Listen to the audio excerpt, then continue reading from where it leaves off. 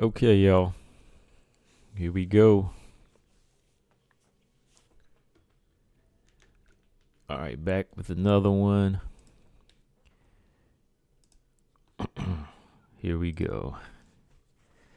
Got a few people in here already. Make sure y'all hit that like button. Marcus Bell, what's going on? Ernest, crazy. Let's see. Yeah, tomorrow's fight night. Want to go back over these fights a little bit, and of course, some other news that just popped up today. Want to talk about that a little bit. Okay, Marcus said, I think I'm going to change my pick to Sarah McMann. Really? Really? Why? You got to tell me why, man. You got to explain why you changing your pick, man, because that's what we about to talk about here.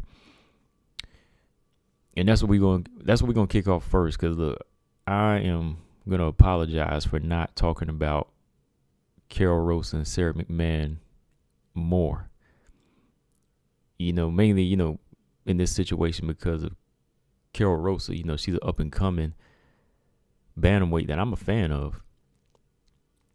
So I got to, apologize for not talking about her enough, especially if other people are fans of her. It's just that a lot of other stuff been going on. Carla Rose has been announced. So next week, I'm going to talk more about 135, I think. Because, we got this fight coming up. In April, we got Aspen Ladd and Irene Aldana coming up. So, I got to pay attention to what's going on over here, to the ones that are fighting at 135. So, let's talk about Carol Rosa and Sarah McMann first, man. Marcus said he's changing his pick, or he's thinking about changing his pick. I got to know why, man, because I'm going to start off right off top, man. I'm going with Carol Rosa in this one, I think right now, Carol Rosa, she's hungry, and I think she just has a mixture of everything that's needed to possibly even stop the wrestling. I wouldn't be surprised now if she did like a lay and pray thing in this fight, but I just think I think Carol Rosa's just too busy. I was looking at some of her past fights, and I'm just like, she's strong. Like, I think that, Carol Rosa has enough strength to keep Sarah McMann back and even use her stand-up to the best of her ability in this fight, So I could see where it could be a problem, but what kind of adjustments is Sarah McMann gonna make to make that work? Because Sarah McMann, she's from the old school, and I respect her as a fighter, but this game is evolving, and I think that Carol Rosa, even though she's ranked lower, she tends to have more in her arsenal right now on her come up. She's already kind of becoming a well-rounded fighter. She can strike. Her boxing or kickboxing is good. Her jiu-jitsu is solid. And just her work in the clinch, she's aggressive. She's very, very, very strong too, So I don't know if that wrestling is going to come into play if she can keep it standing, even if it went to the ground. Like, I think that Carol Rosa has that energy to take this fight in the deep waters and really maul and wear her down. Mark said, I think her wrestling gets it done. However, if this ends up on the feet, then Carol Rosa will piece her up. Yeah, definitely. Yeah, Brian, what's going on? He said this twice in one day. Yeah. Yeah, last one for today, definitely, though, because I'm going to be busy, even tomorrow. So y'all probably won't see me definitely till Sunday. I probably won't even watch the fights till like Sunday. Dang, sometime late Sunday. For real. Okay, yeah. Lay and pray. Yeah, that's pretty much all I can see coming into play. But yeah, honestly, y'all, I'm looking forward to this one too. Like I said, I just haven't really been talking about it because everybody keeps bringing up the Manon, and I bring up that fight as well. And, Jennifer Maia, how big a test that is. Then, of course, JoJo and Grasso is the co-main event. So I've been, looking at those fights. But still, I got to look at Carol Rosa in this fight. I think Carol Rosa, man, if she keeps this, number one, if she keeps this fight standing, I think all around her striking is going to give Sarah McMann problems. And I think that's where she needs to keep it. Good solid jab, good straight shots.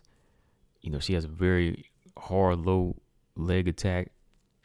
I think Fiorot Rosa is very, very, I'm gonna say very, very powerful, but she gets respect with what she throws and what she can get off. Opponents have to respect that. So I want to see her keep it standing in this fight. And if it goes to any clinches, I want to see her work knees to the body here. She's a powerful fighter. You ever seen the legs on Fiorot Rosa? Like, she's strong. Hasn't really gotten any like big finishes in the UFC. I guess we can say she's not really like a big finisher as of yet. Of course, early in their career, a lot of fighters tend to get finishes, at the lower level. But I think right now she's been taking on a good level each time she's stepping up. Laura Procopio, I think, who she fights, Jocelyn Edwards. I expected her to possibly get that stoppage, but she wasn't able to stop Jocelyn Edwards either. But she did a number on her. She's very consistent with her strength and her ruggedness. You know what I mean? So I think Fiorot Rosa is very, very strong. She's very, very favorable, in my opinion. Mark said my Fiorot Rosa pick is hanging on. He said it's hanging. I don't know, man. I'm gonna pick her. I mean, early on in her career, she did lose to Pacheco, Melissa Gatto. They both submitted her. So if you look at her style, it does kind of resemble like a shoot box style. And she has been open to submissions, so Sarah McMann, we'll see what she can do with her wrestling. But how good of a submission artist is Sarah McMann? We got to kind of go back and look at that as well. I know she's a grinder on the ground. She submitted some early. I remember she submitted Alexis Davis like early in her career. But other than that, she's always been kind of like a grinder to me. Just somebody that can lay and pray and use that strength. Her right hand's been looking a little bit more effective, but I could still see like the footwork and overall balance of Fiorot Rosa giving her problems. And like I said, that's if she's able to execute all this and she doesn't fall victim to Sarah McMann taking her down. Because I will give Sarah McMann credit. She can get takedowns. She's strong, big, and if she can keep it, together on her feet, maybe she can land some good shots. But I just got to factor in, her being 41 and, being really, really pushed to the brink against, a tough Juliana Pena. I keep leaning towards Fiorot Rosa. I know Fiorot Rosa's not on the Pena level, but still, like, I just think she has a lot to offer here. Brian said Sarah could totally win if she shows up to fight a full fight, but if she wins, then what? She's 40 and there's no title. I need her to lose to keep he need her to lose to keep the division going. Yeah. Yeah. Like, it's one of those situations where she's in there with somebody we could say is green, right? She might have just enough to beat them, but then she might actually slow the division down by winning, right? Because then she could beat somebody like Fiorot Rosa, but then she could lose to somebody like let's see, Irene Aldana, if she got to that level, or Ketlin Vieira, right? If she was able to get right back in there. So I want to see Fiorot Rosa win this one just to keep it moving. Like, I like Sarah McMann, but dang, man, 41, we got to see this thing move. It's just like flyweight division. Make sure y'all hit that like button too, man. Like, there's 2 likes and I got like, let me see, 10 people on my end. It says 10 people. Make sure y'all hit that like so y'all know when I come on. Let me see. Little Vianney said Grasso's a beast. He said talk about the Mexican sick head and footwork. Yeah. We talking about Grasso here in a minute. Yeah, Grasso has good footwork. I'm gonna say her head movement's the best because she does keep it on the line a lot. I think she just has that good style where Grasso, she tucks her chin and keeps her hands up by the sides of her chin. That's kind of her defense, right? But yeah, her footwork is solid though. But Fiorot Rosa, it's got to be a stand-up fight just to be on the safe side. She's got to take Sarah McMann apart. Got to work her legs, hit that gas tank. Keep sticking jabs to the body kicks. Rough, rugged, and if it goes to the ground, she got to work in the guard. That's where I think she's gonna be more effective. Like Fiorot Rosa on top drops elbows. She drops bombs. So we need to see her do more of that. A lot of that in this fight. And if she can keep it going for 2 rounds, that'll secure her a win, I think, and eventually slow the older fighter down. When you get down to the 3rd round, she could possibly stop her. Am I going to pick a stoppage? Let me think. Let me see. For Sarah McMann, though, let me cover something about Sarah McMann. I think Sarah, she's really gonna have to close distance though. Like, you can't stay at a mid-range with a fighter like Fiorot Rosa that can bang, that can kickbox. You have to be in her chest all day long, and I think she has to fight more on the inside with her strikes. I think Sarah is gonna have to be ready for somewhat of a high-paced fight to stay in the lead. So, 41-year-old legs. We'll see if she can do that. I mean, she definitely looks the part. I mean, outside is one thing, but the inside is another, right? We'll see if she still has the reflexes and the timing and the stamina to keep up. You never know. So I'm looking at that too. But I have to see her push like a high-paced fight here and work inside and get this fight down to the ground, because she's going to have to do that for 3 good rounds. Like keeping Fiorot Rosa on her back, getting ground control, even if it might be boring. I don't want to see like a Jessica Rose Clark versus, what's her name, Jocelyn Edwards. I don't want to see that type of fight. I don't want that type of fight. So once she gets this fight down, got to see her work. Got to see her work strikes and keep it busy. But I'm going to stick with my pick in this one. I'm going to go with Fiorot Rosa. I think she can do it by decision. Like I said, she's been consistent throughout her career in the UFC so far. Hasn't really finished anybody. But I think she has enough in her attack to keep a lot of fighters respectful, and keep it moving. She keeps it moving in the fight. So I'm going to go with Fiorot Rosa in this one.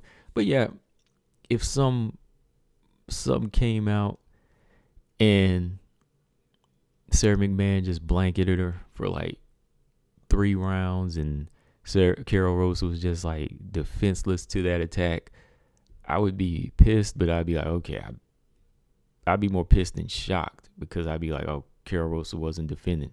She wasn't prepared for that. And then we'd have a boring fight, right? So I believe me, I'm open to that, because these veterans, they still are tricky.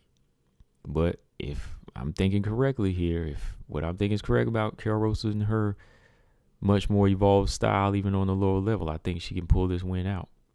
It's kind of like Manon, Jennifer Maia a little bit. I mean, I'm expecting Jennifer Maia to perform to a higher level just because she's, a little bit younger and fresher, in my opinion.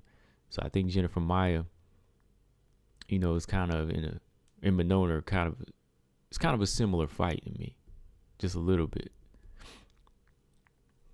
Yeah, at least Fiorot Rosa's weight is on point. Yeah, at least it needs to be aware of that blanket. Yeah, you gotta watch out for that. Them wrestlers, they're really good at these takedowns, and that's what they do. You know what I mean? So she's got to be careful of that. But yeah, I would love to see her win just to keep the division moving, man. So who's your pick in that one? You still sticking with her? Yeah, I'm sticking with Fiorot Rosa. I'm going to stick with Fiorot Rosa. But what else? Let me see. Quick news here. Chookagian. I know y'all know. She posted this on her IG. She posted that little video from what is it? That clip from that movie, Wolf of Wall Street. I haven't even seen that movie. I just know that clip is popular. You know, everybody uses that clip. She posted that clip saying, "I'm not leaving," and she posted up new contract. So yeah, Chookagian's back in business. Yeah, she's got her contract renewed. Let me see if they posted up anything else anywhere else here. Let's see. Chookagian's got her contract. I mean, yeah, Brian. Yeah. She definitely got some powerful hands. I just don't think she's really educated with her footwork. But yeah, she definitely has some good hands. You know, powerful hands. Like her right hand is solid. Let's not forget that too. I'm glad you brought that up. Yeah, like, what's the reaction if that right hand lands on Carol Rose? Like, will she come back with more bombs, or is she gonna,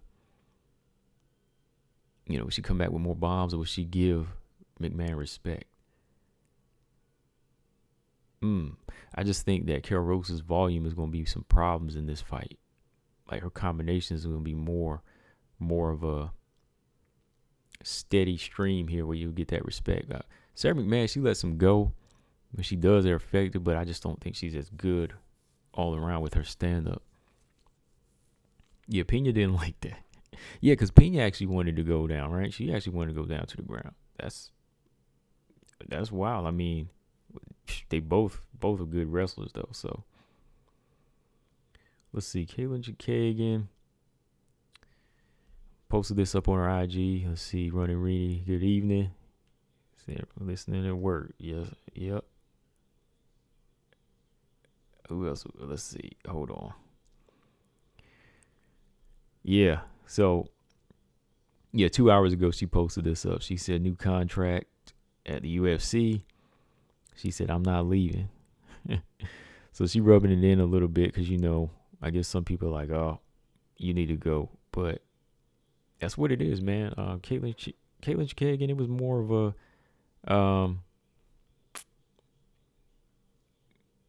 it was necessary that they re-signed her. I mean, she was like the one fighter in the top 5 that's fighting everybody, that's winning.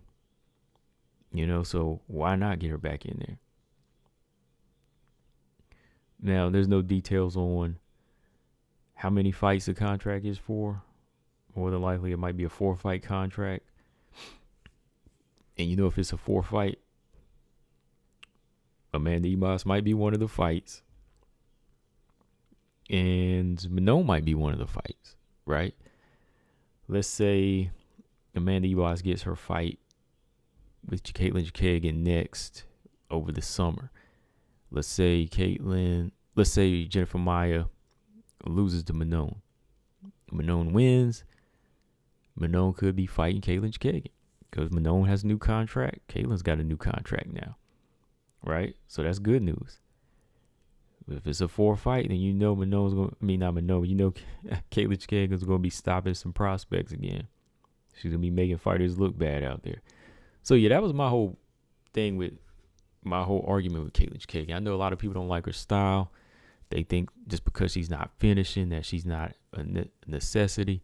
But that kind of defeats the purpose of, having judges and, just the purpose of the win, right? I mean, if it was just finishes, that's what they would call it. But if you're winning, you're winning, right? So I don't really think why there's a reason to even reconsider having her in there, right?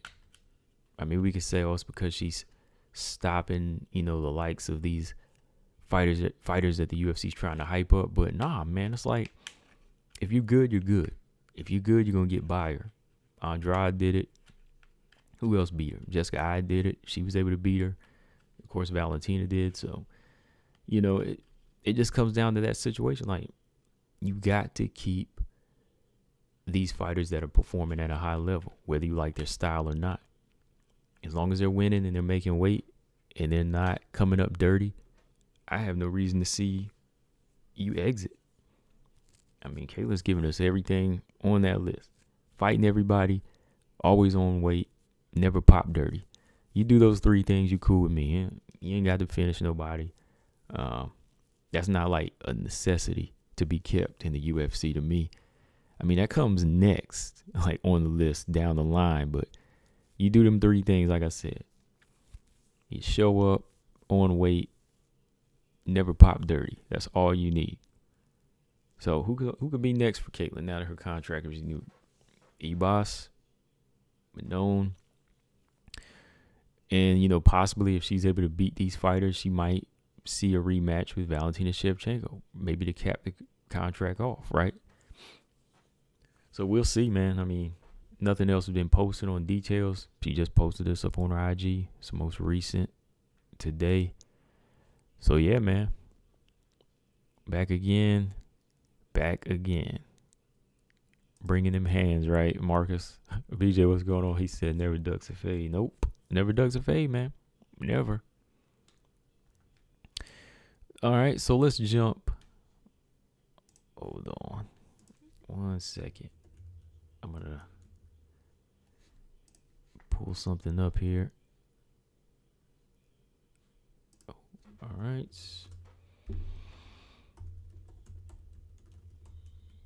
Let's see what we got here. Yeah, 1FC starts early in the morning. I think like 1 a.m. is like the earliest part of the card. I might watch some of that, but I'm not be watching all of that. Caitlin's one of them fighters that surprises you too, man. Like,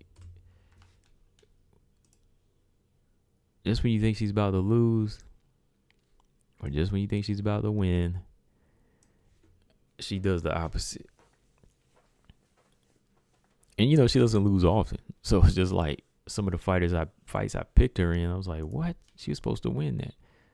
Like, I thought she had all the tools to beat Andrade too, man. I mean, that fight could have got interested if she, had more of the solid core going on. But, she ate a butcher knife to the body from Andrade, man. So, I understand that could have took anybody now. So, because I'm looking at her resume now, though, like, Chookagian's going to go down as the fighter that pretty much scored a win over everybody, or at least fought everybody. I'm just taking a look here. Let's see. Davis, Barella, Jojo, Maia, both Shevchenkos in a row. Andrade, Calvillo, Arujo, Maia. Oh, dang, they already put the Ebos fight on Tapology. So they got it as a confirmed upcoming bout for May 14th. And I don't know. Oh, yeah, she beat Lauren Murphy. Yeah, and I think with the announcement of that fight, we pretty much knew it was renewed, right? But I'm not really feeling that fight. I told y'all that. I mean, I'm going to watch it, and I'm not doubting this. It's probably going to be a good fight, but still, there's other fights to be made. Mark, what's going on? He said, listening while programming. Okay, cool. Yeah, good fights, man. We got some good fights starting with 1FC. Ernest said, Stamp or Angela comes in the wee hours of the morning Eastern time tonight. Who wins? I'm going to go with Stamp Fairtex. It should start around 8. I think it's on like the 8 a.m. card. I mean, if you want to watch the grappling tournament, I think the grappling starts at like 1 a.m. Danielle Kelly's making her debut on this card as well. Yeah, Danielle Kelly making her grappling debut for 1FC. Not MMA. She's doing grappling against what's her name? Mei Yamaguchi. Oh yeah, and the Zamboanga rematch against Seo Ham is on this card. So it's live this weekend. It is live. Yeah. Hold on, let me check this card. Yeah. Okay. So Caitlin's back. Shout out to Chookagian. She back in business. Let's see. On IG, she's known as the Blonde Fighter. Let's talk about Jessica I and Casey O'Neill. How many of y'all heard yet? Who hasn't heard? Who hasn't heard yet? July 2nd. I just put a video out. You might not have heard it yet. Jessica I is taking on Casey O'Neill in July. Still too early to say it's going to happen, but you know. We'll just talk about what it could look like. Because we still a good 4 months away. So, but I doubt anybody pulls out of this one because Manone's name is not mentioned in this fight, right? So, I got to throw that out there. Let's see, Mark said, do you think Ebos wants the Chookagian fight? Is she thinking about moving to flyweight? Well, she said in the past, she said in the past that she could do either one. She didn't mind. You know, she doesn't mind fighting at either weight, flyweight or strawweight. But she might not really like want to fight. I'm sure she wanted Waterson and she wanted to stay at strawweight. But she's probably just taking it just to take a fight. You know what I mean? When the pickings are kind of slim, it's like, oh, you know, I'm going to take it. So, let's see. Jessica I taking on Jennifer Maia. No, not Jennifer Maia. I was looking at that fight. Sorry. Jessica I taking on Casey O'Neill. I was looking at a picture of that fight. What do y'all think? July 2nd. First off, like I said, my thoughts on this one, did I ever mention this fight? Did I ever match these two up? No, I just matched Manone and Jessica. I thought that was a good one for her. But for me, I didn't really think of this fight. I mean, I'm not saying it's a bad fight either, but it's just one where I think other matches could have been made just because I'm looking at, you know, certain styles here. You know, I just think Jessica I and Manone, I think that style matchup just spelled a better fight to me for some reason. You know, I wanted to see Casey O'Neill in there with somebody like Aldridge or Marina Moreau. Y'all know I've been saying Marina Moreau all day long because I just like that style matchup. But Jessica, I mean, you know, she's a veteran in the game. You know, she's scrappy. She's tough. She's just on that downside, though.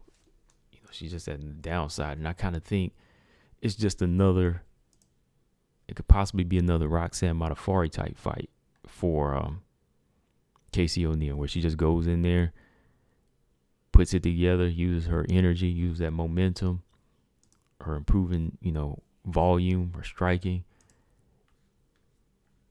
So I'm just kind of looking at it in that way as well, you know, where it's not really going to be a fight where Casey O'Neill really gets tested, because I'm kind of looking at this whole injury thing, you know what I mean? Like, she's been out for a minute. So by the time she comes back, it's going to be about a year. So looking at that. But then again, this is what Casey O'Neill needs. I think Casey O'Neill needs this fight more than Manone needed the fight with Jessica I to prove herself, right? Anyway, like I said, of course, if I shows up, that's going to tell us that I was like, oh, no Manone for me. I'm going to take Casey O'Neill. I'm going to take the Casey O'Neill road, right? Because I was waiting to see if I wanted to reschedule that Manone fight. But nah, like, they rescheduled. Well, I guess it's not really up to her, right, when it comes down to it. So we'll see. We'll see if she does show up or not. But yeah, this is a good one for Casey, just for the fact that, you know, she said that she's not moving too fast for the belt. You know, 3 to 4 more years is her timeline, right? She's not going to fight for the belt till she's like 27, 28. So this is a fight she can build off of. And like I said, you might have to start calling her Father Time if she retires another fighter.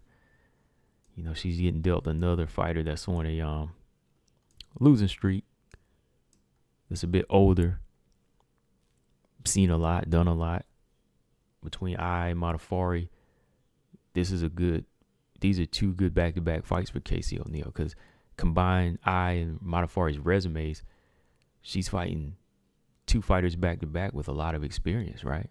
I mean, let's count that. Let's go ahead and look at the resume count there. So if Casey O'Neill at 9-0 can beat Jessica I, let's see, beat Roxanne, who's at 50 fights, somebody with a 50 fight experience. What kind of experience Jessica I has? Let's see. Jessica I is she's got 26 fights on her belt. And 26 fights, what's that? She's fighting two fighters with a combined resume of 76 fights, right? Somebody that's 9-0 could beat somebody with a combined resume of 76 fights. I know that might sound like it doesn't make any sense, but it does make sense, because you're talking about two fighters that seen a lot of different styles, maybe fought champions, like I has fought a champion. You know, they've been around the block. They've been around and seen many different things. And if you can go in there off of 9 wins in your professional career, you can prove that, hey, like, I've got a much more improved style. I got an evolved style, you know, that's much more evolved than these girls here. But most of all, you're just trying to show that you have gotten better than what you started off as. Like, you know, I know beating Jessica is not going to mean she's title ready, but it's going to mean that she is much, much more than, I won't say much more than what we expected, but we can stop underrating her for the time being, right? We can stop underrating her a little bit. I know on other channels and casuals, they overhype her, but I think over here, a lot of people underrate her because, you know, we got more hardcore fans over here, but I'm trying to give her the benefit of the doubt. But at the same time, I know with her natural ability, she can be better. That's where I usually come with it, right? BJ said Brian's calling for smoke with him. Oh, you mean like, are you going to send a link out to him or something? Are y'all going to go at it? Is that going to be the real smoke? I mean, when I hear smoke, that's what I think of. Because, you know, when you call for smoke, or if I call for it, we send links out. And that's why I respect the channel over here, your channel over there, BJ, and mine. Of course, Coach, you know, every time there's an issue, we gonna get on a link and we gonna go talk it out. You know what I mean? We gonna get on and we gonna go at it. Cause I mean that's what makes this thing interesting. Having discussions like this. I mean that's why. That's one of the reasons I do it. You know, get my points out. But if you disagree, hey, I mean, come on, get on, and we'll talk our points, right? I mean, it's never that serious where anybody makes me mad, though. I'll be like, wow, some people, I ain't that crazy over fighters where I be calling people names. I never do that. But I mean, if we, you know, always have our different points of disagreement, we get on and talk about it. That's what it is. Oh, he want that link smoke. He says it's going to be a great conversation, Brian. When is it, man? What's the fight date? When are y'all going to go at it? Ulysses, what's going on? What you been talking about? Ulysses, we've been talking about, what do I talk about? Caitlin Chookagian get a new contract. All right, Ulysses, Caitlin's got a new contract. We ready. Carol Rosa and Sarah McMann. Who's your pick, Ulysses? I'm going with Carol Rosa. And now we're talking about Jessica I and Casey O'Neill. All right. Got to bring Ulysses up to speed. What's going on, man? Brian said, ain't nobody scared over here. That's what I'm talking about. He said, respect to the ones that take links. Okay, yeah. Like, you know, Brian, he's always in the chat. He's always in the building. I respect Brian, you know, he always got his opinions. But I mean, the day he takes that link, oh yeah, we gonna really induct him. the day he takes that link, he's really part of the he's gonna be really part of the gang then. You gotta initiate him.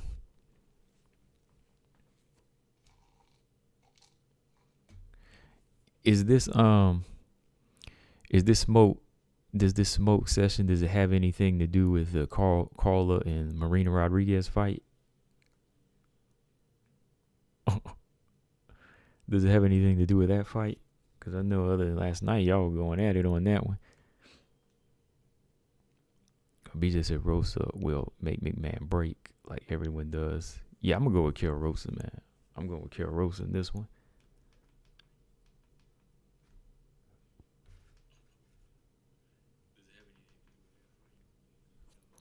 Yeah, I need to know, man. Like, what's this smoke session about? Is it Carla Marina? I don't know, man. I watched that fight again last night. I was like, this is a side note. BJ gonna be happy, but I could kind of see Carla getting the 30-27, man. Call me crazy, but I can kind of see. I could kind of see that, man. Which means I might do a round by round over here, man. I might be doing a round by round over here because Carla could have got a 30-27, man. I was looking back at it. I said 1 and 3 I gave to Carla. But then I looked at round 2. I was like, Carla got some ground control in here. I was like, yo, Carla got some ground control in here. I was like, I think that's what BJ saw. I'm just saying, because last night I was hauling, man. I was moving. I wasn't watching it. I was just talking. I was just listening. But I said, I'm going to pull this fight up. I watched it, and I said, I always had Carla winning the first time I saw it, but I had it 2-1. But then I watched that second round closely. I was like, yeah. Carla could have got this 30-27. I was looking at the Twitter, too, the comments, and people were saying Carla lost the first round. I was like, man, y'all scoring one elbow or y'all scoring like one cut? I was like, Carla controlled the first round. Carla controlled the first round. I was like, yo, she did enough to win the first round. She definitely did enough to win the third. But then when I looked at the second, too, I was like, okay, she might have won this one. I guess it all kind of comes down to who would you want to be in that fight. Like, I guess it looks impressive when you do cut somebody like in a real fight. But then when you look at it, you're like, man, this one fighter that likes to punch, she continues to get taken down and like she's getting control. Like every time she's on her back, she's getting lost. I'm like, what's up? You know what I mean? So you have to kind of look at it that way. I think that's what the judges are kind of looking at. Like when they see Carla on top, just like mauling her and punching her in the face, like that's a big part of it. Because I know I wouldn't want to be on my back. I wouldn't want to be the one on my back in that fight. I'm, just being honest. Like, if I continue to get taken down and thrown around, people would be like, yo, your ground game sucks. You know what I mean? They would say that. Like, if I was letting somebody short, just like throw me around and just ground and pound me like the way she was doing.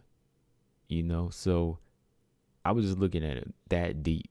And I could see Carla having a 30-27. Like I said, I'm going to look again. I'm not saying I had it that way for sure, but I can see where BJ had it that way. Because I'm looking at it in that perspective. What else? What else was I going to say about that fight, though? There was something interesting about it. Yeah. And y'all got to look at ground strikes. I think Carla almost like double or triple the number of ground strikes. Like her ground strike total was higher than Marina's stand-up strikes. So you got to factor that in. Ground control and ground strikes. All right. So BJ, you might as well bask in the fact that I agreed with you on that one. No, we did agree on Molly McCann, so I ain't gonna play. I ain't gonna play like we always argue. Ernest said Carla put her wedding the week after the Rose fight. She's not going to be focused. Oh, boy. Oh, wow. Yeah, that's going to be, that's going to be a thought, Ernest.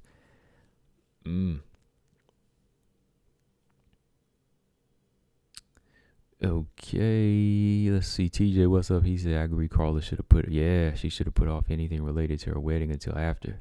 She didn't even have a date yet. I know, man. The fight game is a totally different thing. James Perez, what's going on? Yeah, James Perez. Yeah, Chookagian's back. She's back. She's back in the building. She's got her contract renewed. Australia, what's up? Australia, we got to get... Oh, Running Ring says you want to take a link one day. Okay. You going to take a link one day. Australia's going to take a link one day. You got to get Australia on too one day. Got to make some time for it. Fix that situation up. However it works. Or James Perez, he gonna tell me about the GOAT and how she's gonna beat Taylor Santos. Let me see. TJ said Casey O'Neal stepping up. Yeah, Casey O'Neal stepping up. Yeah. I got sidetracked. Let me jump back on this. Yeah. I was talking about Carla Marine, and now let me jump back to Jessica and Casey. Sleight of mind. What's up, man? We talking about Jessica I and Casey O'Neal. What do you think? And make sure you hit the like button on your way in. I think more than 6 people definitely in the chat, so make sure you hit that like button like always. Don't take much. Ain't asking for much. It's definitely gonna benefit y'all, just so y'all know when I'm on. Yeah, I got like 15 people, so make sure you hit that like because it's going to benefit y'all. You always know when I'm on, and I'm always going to come on and talk. So, okay. Back to what I was saying here. Casey O'Neal needs this fight, in my opinion. I think she needs this fight more than Manon because she's still like growing into herself. And this is what I'm saying. I think a lot of people misunderstand me on is like Casey O'Neal is young. She's young. She's still growing. Manon, of course, is still improving and growing as well. But I think Manon is more grown into some of the particular styles that she's going to use throughout the end of her career because she's already 32. She's just going to get better and better. But I think a lot of the things she's going to use and how she moves is her, right? So this is a fight that's going to tell what Casey O'Neal needs to do moving forward to be a well-rounded fighter or even like be a better grappler, because Jessica I may not be the best grappler, but I think she has a very good defense. She's very good on the ground, very defensive-minded. Unless your name is Valentina, she held her own a little bit for a minute or so in that round, but it wasn't the ground game that got her put out of there. It was a knockout. I think Casey O'Neal is going to have to be much more. I think she'll have to be very, very much more polished on how she moves, man. Like, you can't be sloppy here. You can't be sloppy. Your wrestling has to be good. Takedowns can't be telegraphed. Because, like I said, Jessica I's got a good jab, man. Her jab is solid. But if she gets by that, then it's going to be a good night. It's going to be a good night for her. She can get past the Jessica I jab and start working and mauling. So, Casey O'Neal still building. This is a good one for her. And if she wins, like I said, if she wins and she dominates and she whoops Jessica I into retirement, we're going to call Casey O'Neal Mother Time. Father Time, Mother Time, whatever you want to call it, because this will be the second fighter that's going to retire after facing her. If she does. If Jessica I does retire. Yeah, BJ said hit that like, yeah, do that. For sure. BJ Straya said BJ 50-50 I versus O'Neal right now. I'm going to wait and see if I pulls out, though. If she doesn't pull out, you know the deal. James Perez said, oh, Casey should be I. Get rid of the old in with the new so we can add some new victims. Yeah, that's what I'm with. I'm just like, let's get the old out. BJ said, Ulysses, I didn't bring that up, but I saw it too. I saw Manon with a little limp in the weigh-ins. Really? I hope she ain't having no ankle problems here. Maybe she. I hope not. Hold on, I'm gonna have to look back at that. I mean, like a real limp, or maybe you don't know. You just like foot fell asleep. Foot fell asleep. I'm gonna have to pull it up right now. The ceremonial weigh-in or like the weigh-in? I know BJ said he got her as triple threat, but he gonna be like, she limping. She about to get her L dealt out. I'm gonna look right now. Wait, Slaughter Maya said, by the way, did you know Grasso was bumped up to number 9? Yeah, she was. I saw that.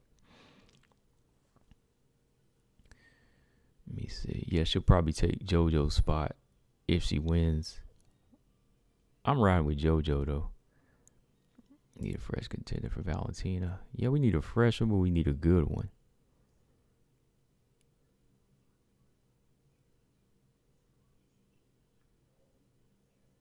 Let me see. I'm going to pull this up while I'm talking. So, BJ, I just looked at your video here.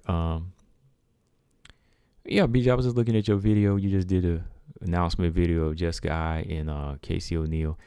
And you said Jessica I as an opponent, Montana probably deserved more. Do you mean like in the past or do you mean now? Because no, Casey O'Neill deserves this fight more than Montana does.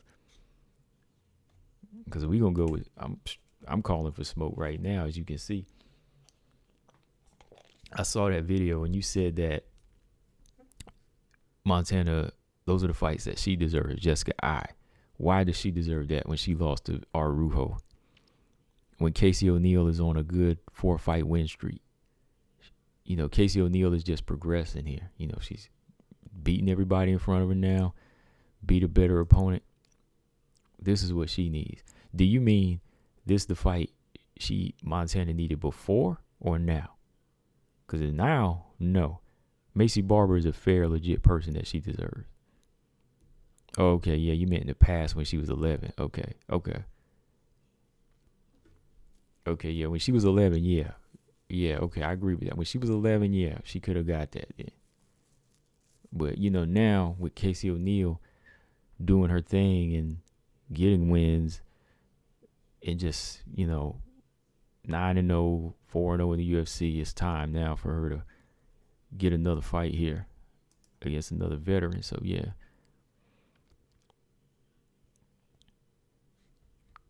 Let's see. There's always talk that if Grasso wins this, she may face Valentina sooner or later, but she'll probably be the next opponent for the GOAT. Oof, I hope not. Who would y'all rather see next, Manon or Grasso, though?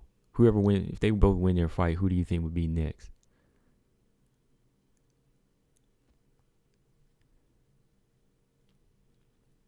Who should get it next? Who should really get next? If Grasso and Manon win, who should get the title shot out of them two?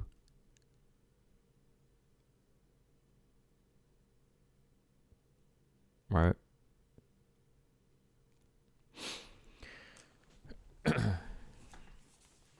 BJ said if you keep making somebody like Montana fight at the bottom, she's going to lose eventually. I'm saying this early in their UFC runs. Montana didn't get an opponent like that. Oh, yeah, they probably will lose, yeah, but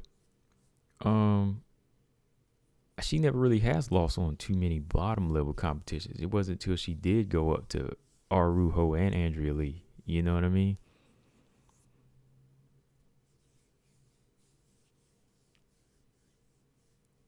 TJ said Grasso versus Valentina. Grasso looking at the clock in the first 3 seconds.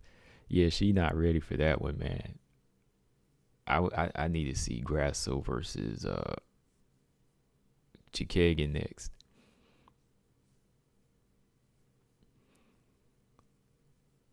Let me see what kind of test she promotes for, or she presents. Jessica I does bring a good test to Casey O'Neill. I think maybe her movement and just some of the adjustments of the pressure that, Jessica I can kind of reverse on Casey O'Neill is going to be interesting, just because, she has been doing this longer. I think some of her movement and a lot of her attack could be a problem. But I don't know, man. I think if Jessica I takes that JoJo approach, Casey O'Neill will probably win, definitely. Like, y'all remember that fight? Remember how she fought? Remember how Casey O'Neill fought JoJo? No, not Casey O'Neill. What? Jessica I. Remember how Jessica I fought JoJo? If she takes that type of approach, then I think Casey O'Neill will win. Brian said they both need one more. Yeah, because they're still like really like ranked low. I don't think either one of them should get it. No, probably. I don't think Grasso's ready. I don't think either one of them should. I just wonder who y'all thinking. Like, even if she looks good in this fight, she's not. Even if Grasso looks good against JoJo, that's not saying a great deal for Valentina level.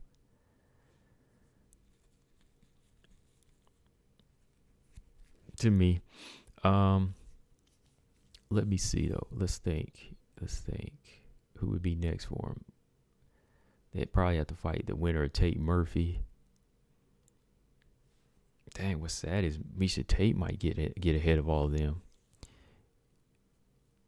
That's the shit. That's the sad, shocking part, that Miesha Tate might jump ahead of them, y'all. What do you think?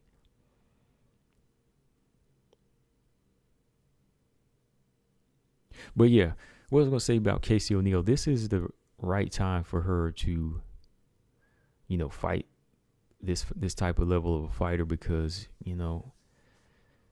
it's gonna help her build. She needs to build, and this opponent, Jessica I, has that experience that she needs to have on her resume, and if she wants to move slowly but safely, that's what you got to do. That's who you have to fight. Nobody higher than that, though, in my opinion. Like Arujo or Andrea Lee, that's too high for Casey O'Neill. I think it has to be around that bottom range or right around her level. Who is Aaron Blanchfield going to fight next? Did somebody say that they announced her fight or going to announce her fight?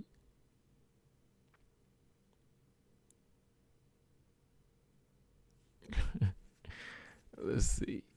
Mark said it depends on how they win. If either one gets a finish, they could argue an intermediate shot where they could fight Chookagian next, but I don't think the UFC wants any more prospects shut down. Yeah, because she probably will shut them down. James Perez, worst thing would be for Chookagian to beat them all and prevent them from fighting Bullet. That would be crazy. Beats them all and gets owned by the Bullet. Yeah, that's the part I think the UFC were kind of scared of. They were kind of scared of that Chookagian's going to be stopping them all from getting there. But it is what it is. I mean, if you got skills, you got to beat her. Dang, TJ said Grasso's overrated, man. Who's going to argue that? Who's going to argue with that? I mean, dang. Now that we bring that up, let's talk about it. I looked, Mark Robinson, yeah, that was Mark that mentioned that earlier. I watched that interview, that MMA Junkie interview, and JoJo brought up some interesting things about her boxing and the judges, and her, like kicks and leg kicks and things like that. She basically went in and said that she probably intends to focus a little bit more on her boxing. She wants to mix it up. Her thing is to work the head, the body, and the legs. That's her always been her thing. But like she said, the judges, sometimes she thinks that they focus more on the head hunting and the boxing. She thinks that in the past that the judges were more so looking at the boxing of her and her opponents and not really her kicks. And I might go ahead and play it for you, but yeah, shout out to Mark Robinson. He filled me in on this one, and I find it interesting what she said, but I'll give you my opinion here on it in a minute. Hold on, let me play it. Here comes an ad. Hold on, I gotta let this ad play through.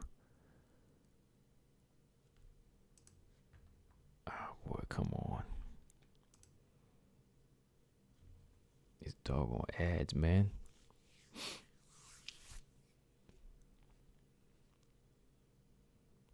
BJ over here trying to put together trying to get Brian Williams to sign a contract for the smoke. Okay, here we go.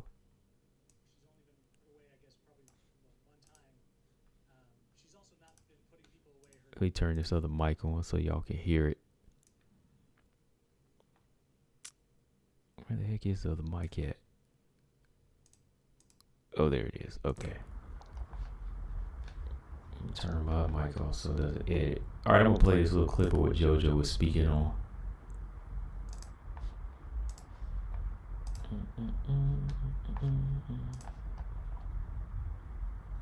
Herself, so she seems to go the distance a lot. Is that something that goes into your preparation, thinking that this might be a grinder, this might need to drag out for 15 minutes?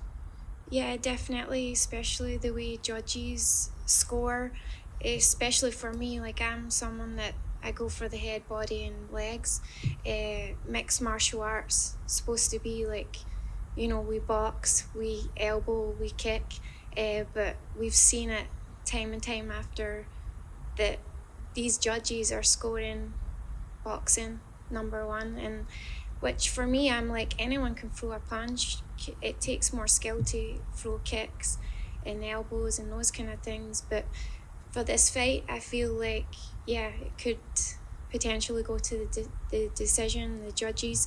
So I for sure have took that into consideration, that I need to be more volume, more heavy on my boxing, and not be the way I am like with my boxing, elbows, kicks, and that kind of thing. So mixing it up more.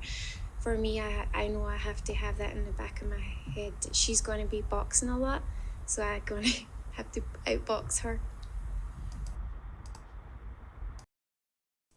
Okay. So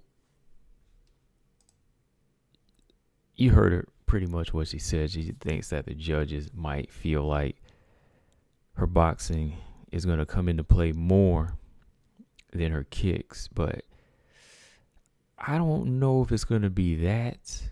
I think it comes down to,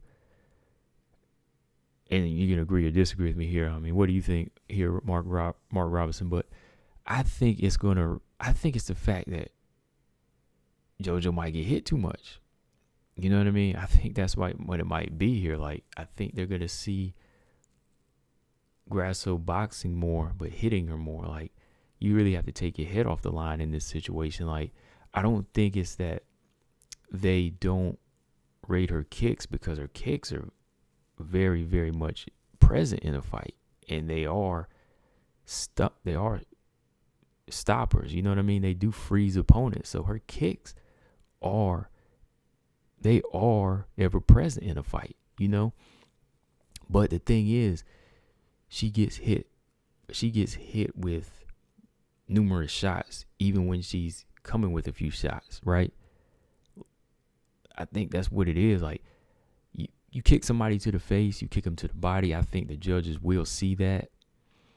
But I think it comes down to her getting hit as well, like too much. So if you don't want the judges to score that boxing, you have to take less hits. That's what it is. I think for me, like, you see when she came back with more offense against Jessica Ai, granted, they were in there dogging it out at times, but if she's able to go in there and land at that kind of intensity and volume, then I think they'll favor her more, right? So I don't know if it's necessarily that. I think it's just that she's taking more shots, and it comes down to her moving her head more. Like, I think she just needs to move, get off, and get out. Don't trade. So yeah, like if a fighter is like trading with her and they land more volume, yeah, of course the judge is gonna say, oh wow, she is outboxing her, right? So I think it just comes down to her having to be effective with hers and make your opponent ineffective with theirs. That's what it's really gonna be. Brian said push kicks damage trumps all. Push kicks don't cause much damage.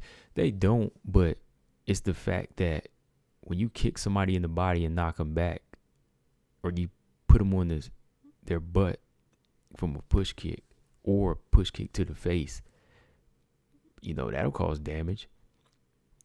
And that's a good point to me. That's good points. So it could be, like she said, because I know there's been some close fights, but, those fights, like, let me see, Caitlyn, Lauren Murphy, Andrea Lee, I could have seen her winning a lot of them, but it's like I kept saying, like, you taking too many punches, though. And they will score those punches because you're getting hit clean.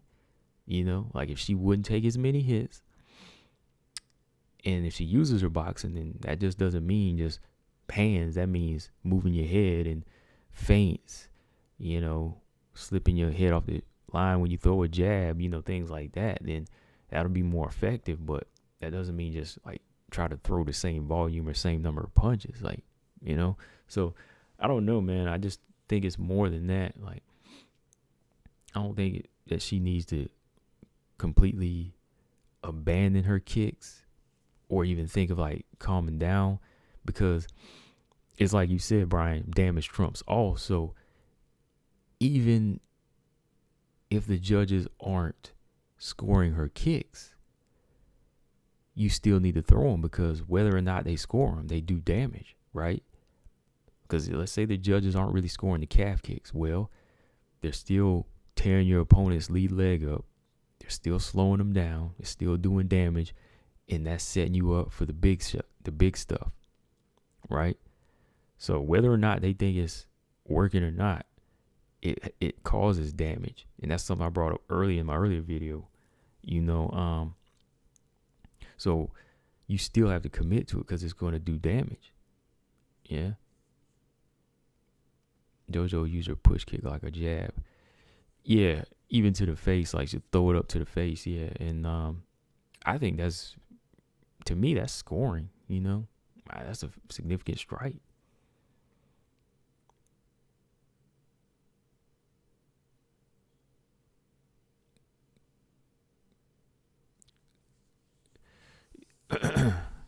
He said Grasso will win on points.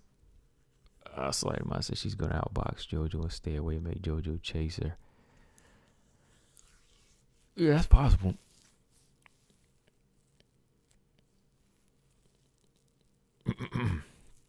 Mark said, I think there's some truth to what JoJo says. I think Joanna versus Rose and Joanna versus Whaley is somewhat related. I don't think Joanna gets enough credit for punishing leg kicks. Good point. That's a good point. That is a good example of a fight. Yeah. Yeah. Because, when I was doing a round by round for Rose Joanna 2, I was calling them Joanna kicks. If I was a judge, I would have been scoring that. I would have been scoring that, man. I would have been scoring them kicks. Wow. Yeah. That's a good point. Because when I was calling that, I did it round by round. Joanna, like in the mid rounds, was tearing Rose's leg up. I mean, you could see how red her leg was. So that's a good point, Mark. Yeah, they probably weren't really looking at those. Like, even in the Whaley fight, like, a lot of people think the Whaley fight could have went to Joanna, and Joanna was really getting in some punishing calf kicks in that fight. So maybe they aren't. Maybe they really aren't. I think it is a kind of a head hunting thing. Yeah, that's a good point. Yeah, there's some more truth. Yeah, there's some truth to that. But I think it's kind of a fine line with her, just because she gets hit a lot too. See, Joanna, she gets hit, but she's really smacking you back constantly with variety. You know what I mean? But yeah, like JoJo, I think that when somebody's throwing a lot of headshots and they're landing clean, that's what they're seeing in her position sometimes. I think she could make more of the argument if she was slipping a lot. Yeah. Oh, Brian said I agree. I'm talking about what the judges might be looking at. Oh, okay. Yeah. But that is probably, yeah, because when you think about it too, like if you really want to get deep, the casual, the judge is more so of a casual. He's incompetent. He doesn't really know. So he's going to look for what lands in the head. He's not going to look at it deeply. You know what I mean? He's not going to look at, that was calf kicks. He's thinking that a calf kick doesn't hurt because it's the leg, right? You bump your leg on the bedpost or something, you might limp a little, then you good. But when you get hit to the back of the head, or, you get hit in the forehead, with the point of the dresser or something, that hurts, right? So they're thinking that everything at the head is more damaging and more significant. But no, man, like leg kicks are critical. Leg kicks are like a jab. Calf kick is like a jab. I think we might have to do a video on calf kicks, huh? Might have to do a stream on calf kicks, and the importance of scoring leg kicks. Because shoot, when I see them dudes' legs chewed up in there, I'd be like, dang. Sometimes it'd be like, I'd rather get jabbed in the face and take them things. Mark Roberts says, yeah, I think about what you said with JoJo getting hit as 100 also. Yeah, like, look at the Calvillo fight. JoJo was landing good shots in there and scoring some nice kicks, but she was getting tore up with flurries and she's bleeding by the first round. So it's not just boxing, it's also the blood that they like to score, Yeah, that's true. Yeah, nosebleeds a lot, a lot easier than legs. So yeah, they like to score that.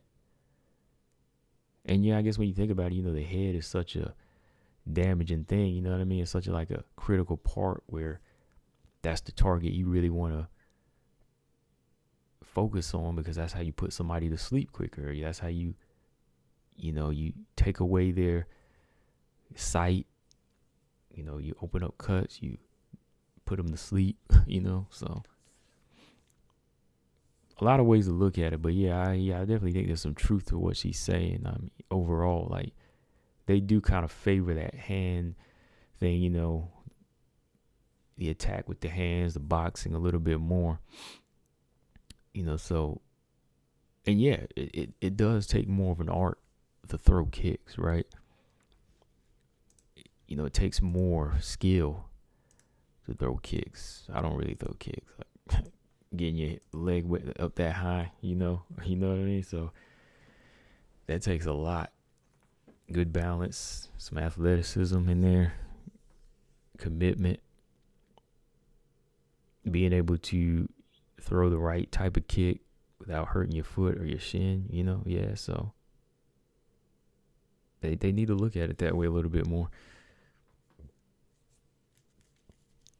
AM said y'all got to do some more research. There is so many stoppages I'm going to do in MMA due to leg kicks. Well, we ain't talking about stoppages right here. We're talking about scoring with the leg kicks. Right? We're not talking about actual stoppage. We're just talking about like what they see and what JoJo was referring to. So, what she's saying has some truth to it. That's what we're talking about. Or what Chicken said, Tate can't get a takedown. It's Grasso all day. Okay, who y'all talking about? Tate versus Grasso? Who wins that fight? if Grasso don't have enough pop on her punches, I think she might Miesha Tate might take more chances of pressuring.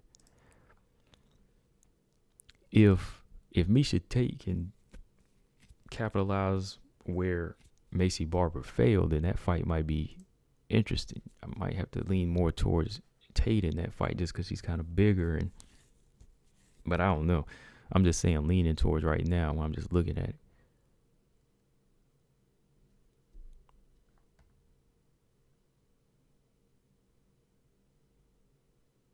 You said you were talking about the damage too, so I said that. Oh, yeah. I'm talking about the damage too, but I'm also saying that judges mostly look at the head. I can see that being as like that critical point where you see more people stop that. Like, yeah, you could say people get stopped with calf kicks, yeah, but like how you see more people knocked out to the chin than you do calf kicks, right?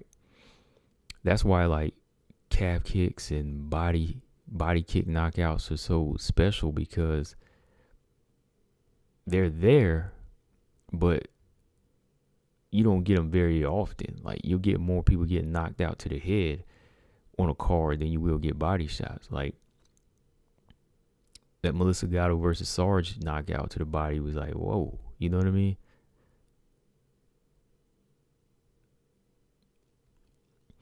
Exposing Time said Tate would take her down and win a decision. Maycee Barber was taking Grasso down. Yeah, that's what I'm saying. Like, where I'm just being realistic here. Like, I'm just being realistic. Where Miesha Tate, where Maycee Barber failed, somebody bigger and stronger like Miesha Tate could capitalize on Alexa Grasso and her lack of power. Like, Grasso can hit. She's technical and she's fast, but if she's not hurting you or stopping you, then Miesha Tate's gonna keep coming. And Miesha Tate's bigger, you know, in my opinion. You know, she's much more on that level of a relentless grappler, and you know, wrestlers strong. Her wrestling is strong, so she could say, okay, this is where Maycee Barber failed. This is where I can capitalize. You know what I mean? And if she closes that distance and gets it down, Grasso's not going to have the same success like she did with Maycee Barber. Let's just be real now. Let's just be real.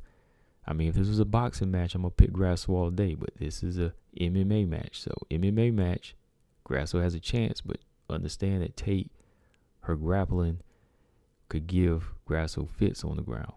Right? And y'all know, look, I'm not even saying, look, and I'm picking Lauren Murphy to beat Miesha Tate. So that's telling you something about this style-wise.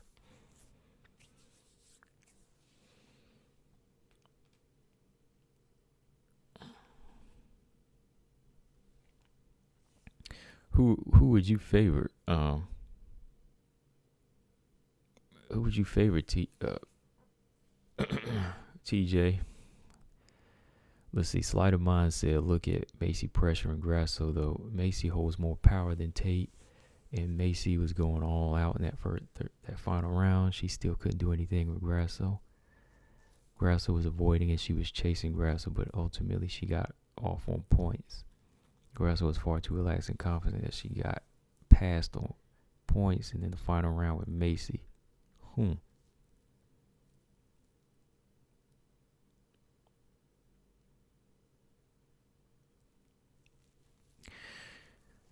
Ulysses said, y'all think Miesha gets a shot at the title with a W against Lauren?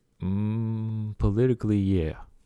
I mean, I wouldn't give her the shot. I don't think she deserves it. But, you know, politically, she could very well get in there. She could very much be next if she beats Lauren Murphy.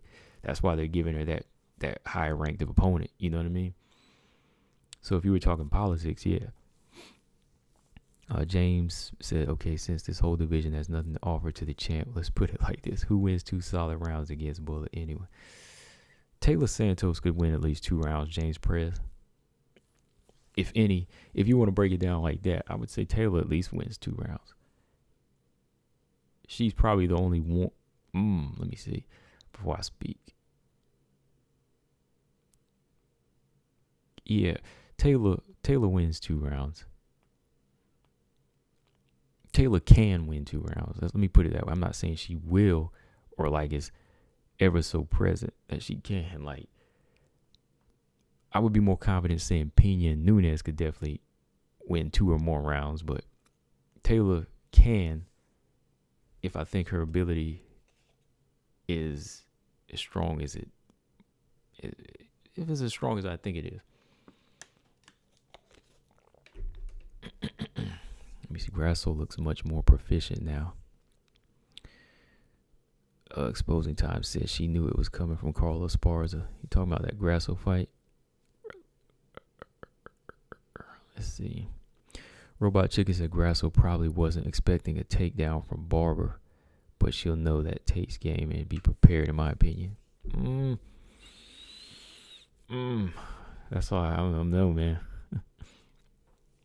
I think a Grasso Tate fight is very interesting, man. Like, I would want Grasso to win, believe me, because we need some new blood up in there. Grasso looks stronger, though. Grasso look way stronger here at flyweight now.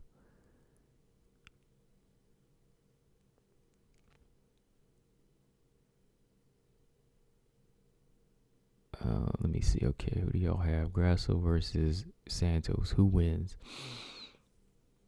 I'm going to go with Santos.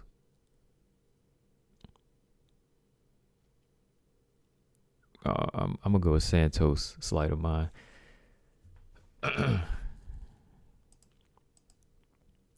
Yeah, I'll go with Santos in that fight. TJ said it. Santos stops Grasso. I see Grasso landing a few good punches, but if Santos takes a page out of Suarez's book and pretends like this girl is just a piece of dough where she's gonna make a pretzel, that's what the fight is gonna be. It's gonna be dominant. If she closes distance, it's just going to be a dominant performance by Taylor Santos.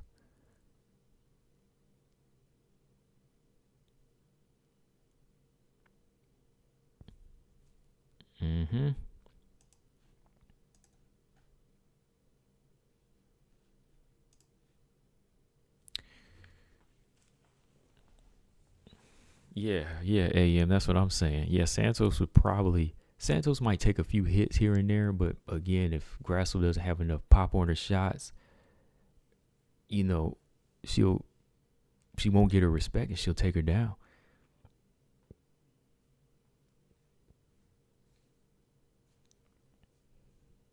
Stray said, I'm going to take Santos over Grasso right now. Maybe Grasso shows more versus Wood, though. Yeah, she might, but that's the thing. Like, even if she does, like, we could say that's just Joanne, you know? Like, this is Joanne Wood. Like, man, the way we talking, though, like, what do you think, man? Like, is Grasso, is she flyweight ready, though? Like, is she going to be able to hold her own against these big flyweights? That's the question. Yes or no? That's why I need to put that up in the poll. Grasso, is she going to fill in the 125? Where's BJ at? I know he's got her in his triple threat. Is she going to grow into 125? Sachin says Sarah McMann is the better wrestler, but Miesha Tate has better jiu-jitsu. Yeah. Wait, let me see. Okay, TJ says Sarah McMann or Miesha. Who's the better wrestler? Okay. Yeah, I like Sarah McMann in that. I think she has the better wrestling. I think Miesha's put a little bit more together being a grappler and a wrestler. You know, she's gone a little bit further with it.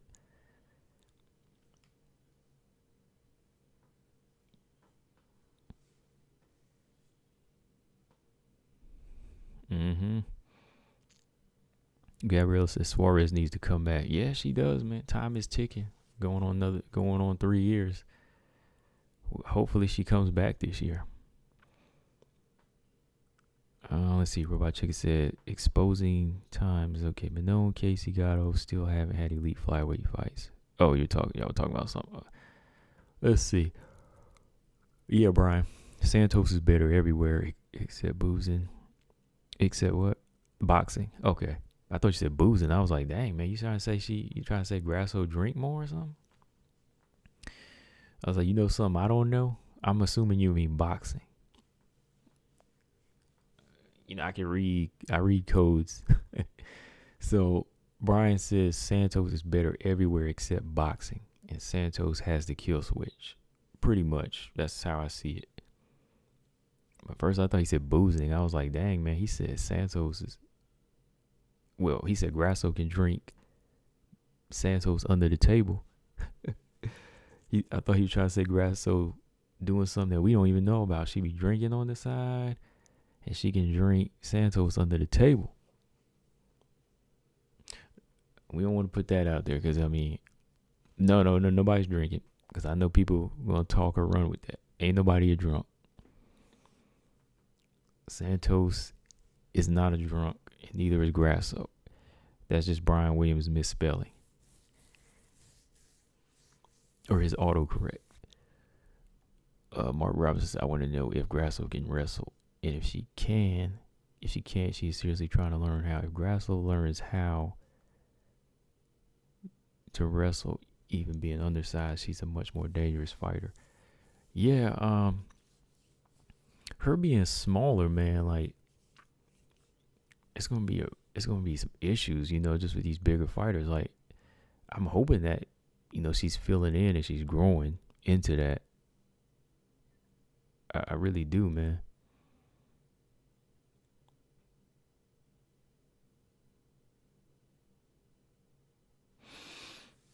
I really do.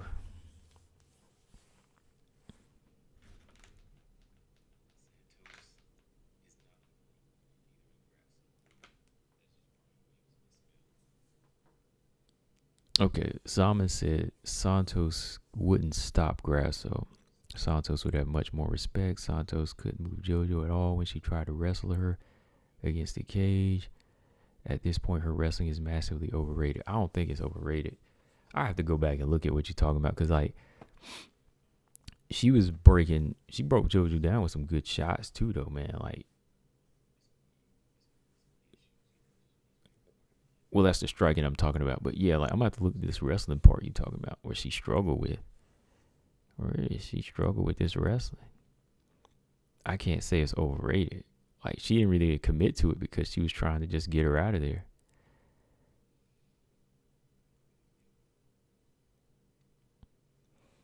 Gordon said, do you think Andrade is coveting the strawweight title now and will stay at strawweight if she beats Lemos? Yeah, I think she will.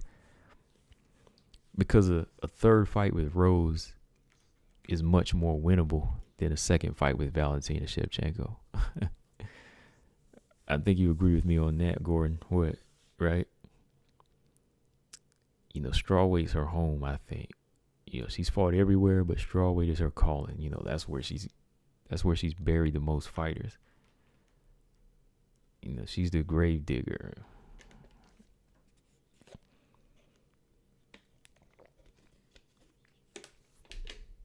She's been handing out plots. Andrade hands out plots.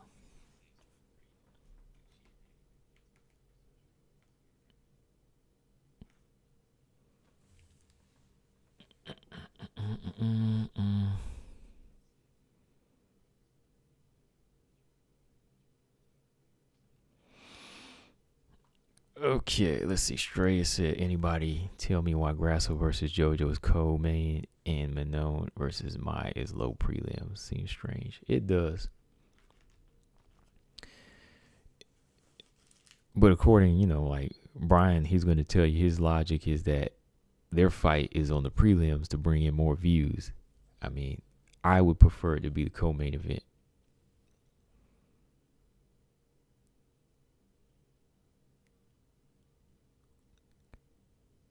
Yeah, I would prefer Maia Manon to be the co-main event because, that's big. It gives them more shine, more publicity.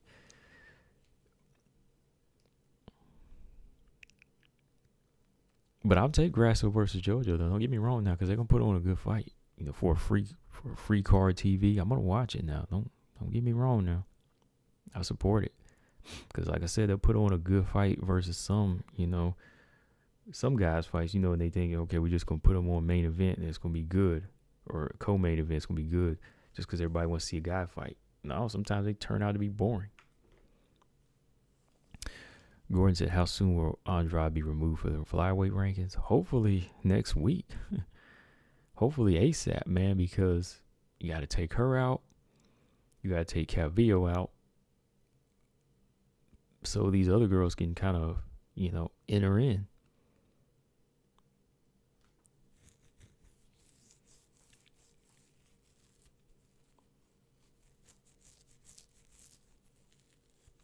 Yeah, I never really seen anything. I haven't seen too much or enough of Taylor Santos' wrestling to call it overrated. I mean, I don't know about that, Zaman. I mean, saw plenty of her grappling, with Jillian Robertson and so on, even a little bit with Roxanne, but like never seen enough of her wrestling to just say, oh, it's overrated or like it's really been tested. And it depends on what she was going for with JoJo. Like, was she just trying to wrestle or was she just looking for some openings to, just work on the inside and maybe wear JoJo down a little bit?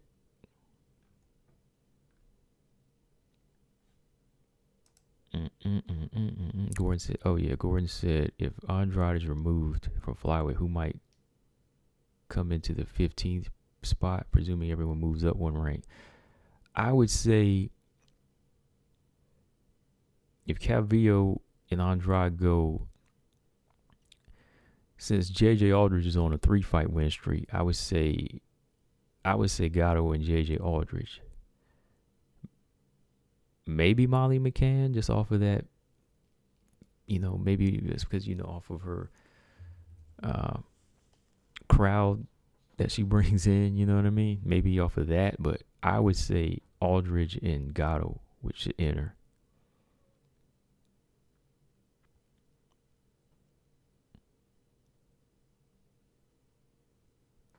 TJ said Aldridge need to fight Rose in Brazil. It's the only way to prevent back-to-back robberies versus Rose. I'd tell you the only way to prevent back-to-back robberies if you go in there and knock somebody out. That's guaranteed.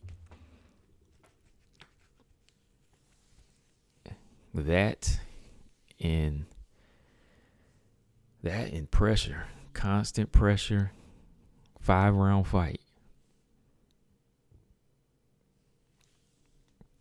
Who does a 5-round fight favor, Rose or Andrade more?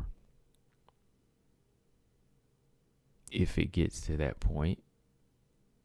I mean, Andrade tended to get stronger in her second fight.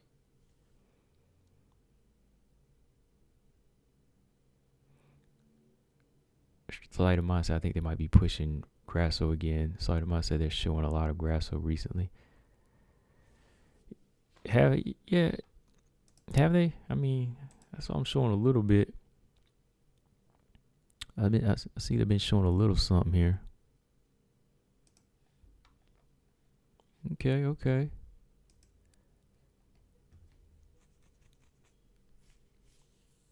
If they do, I understand, because we know we need new blood, but I still need to see a little bit more from Grasso. This is a tough, thick division, you know what I mean? Like, strong division. I want to see what she can do with JoJo. Like, I think Grasso, to me, won't just have to box. I mean, I'd like to see her maybe try to get a submission in this one. If she wants to move to that next level, like, get the takedown and see where she can go with it, like, with her ground game. Because I think everybody's kind of expecting her to use her hands. But that would be crazy if she came out of left field and just took JoJo down and tried to go in and get that submission win over her.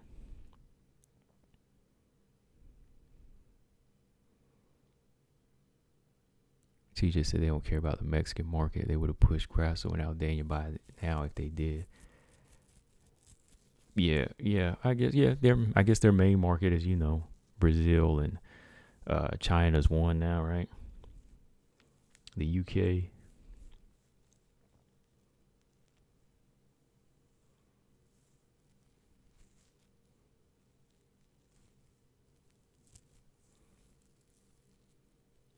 Why don't we watch that round right now?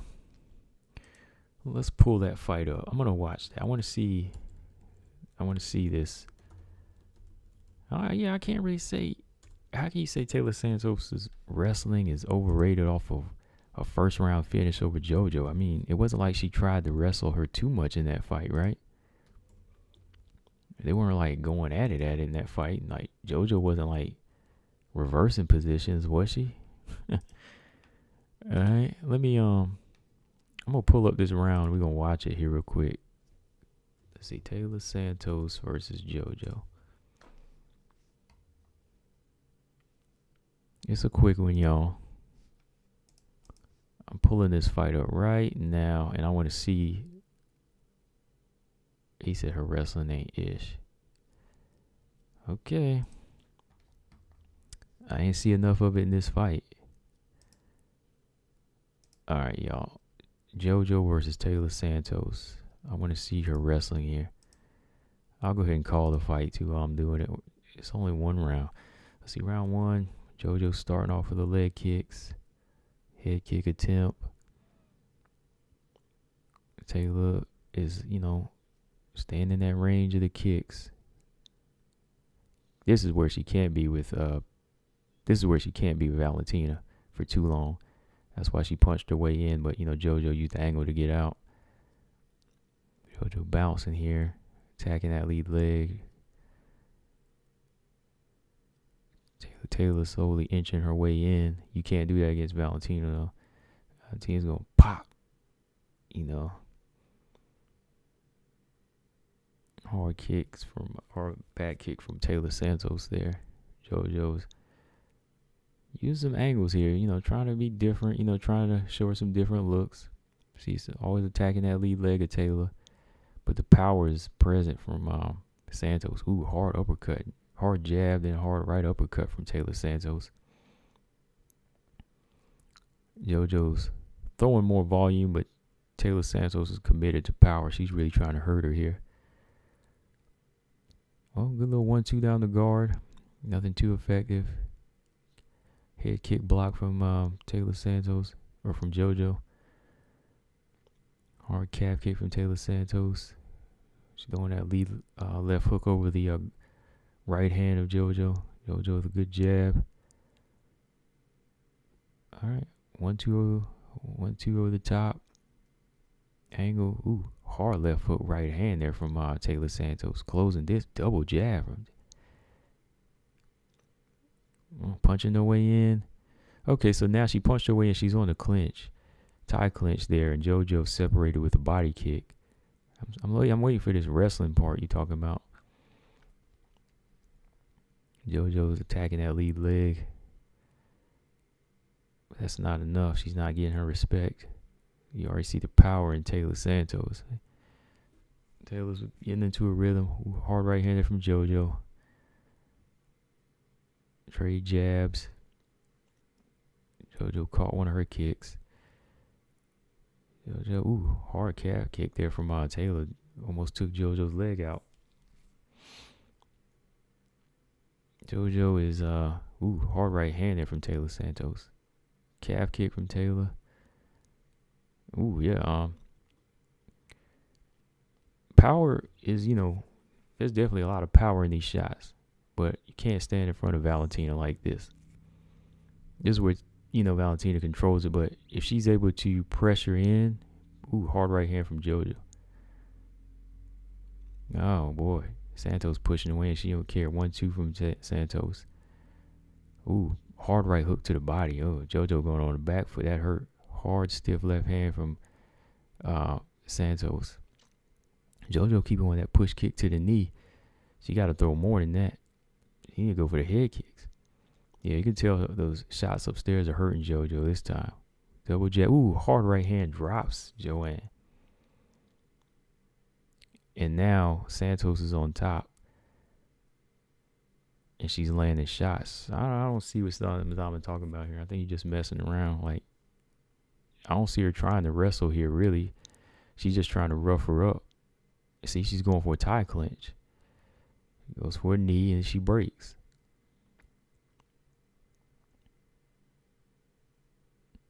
All right. JoJo with that push kick. She's hurt. Ooh, hard right hand. Another hard right hand drops JoJo. She could have been out. Ooh. Good ground and pound there from Santos. I don't know what you talking about wrestling. Ain't no need for wrestling in this fight. Hammer fist. I think you just wanted me to do it round by round, didn't you? Ooh, snaked around. Easy work for Santos. Locking it in. JoJo struggling.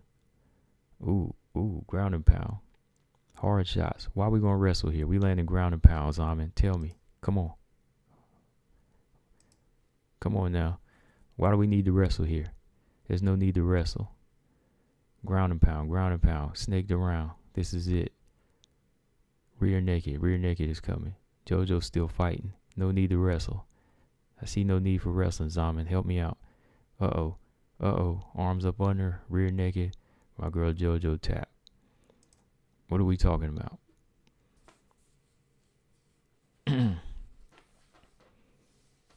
I think you just wanted me to do a round by round.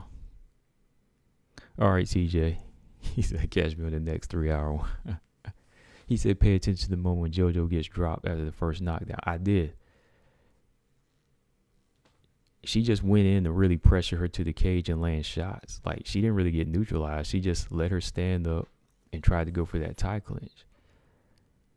There was really no need to go in anymore. Like, when you hit somebody, you want to separate, let them stand up so you can knock them out. Like, don't wrestle. Don't initiate the wrestling when you hurt somebody after you knock them down. You land more punches or you let them get back up. That's all I'm saying. All right, so I'm going to go back to the first knockdown. There's no need to really try to wrestle this girl back down. She was just putting that weight on her, landing shots. Then when they got back up, yeah, you're just going to separate. Like, if she was going for a takedown or something and, you know, maybe JoJo got some underhooks and, like, reversed her or you know, was able to break and it was just like a wrestling, you know, like a clinch where she was trying to get her down, like, maybe I would have seen that more. Maybe I could say, okay, she struggled more, but I think she was more in kill mode, not really like wrestle mode here.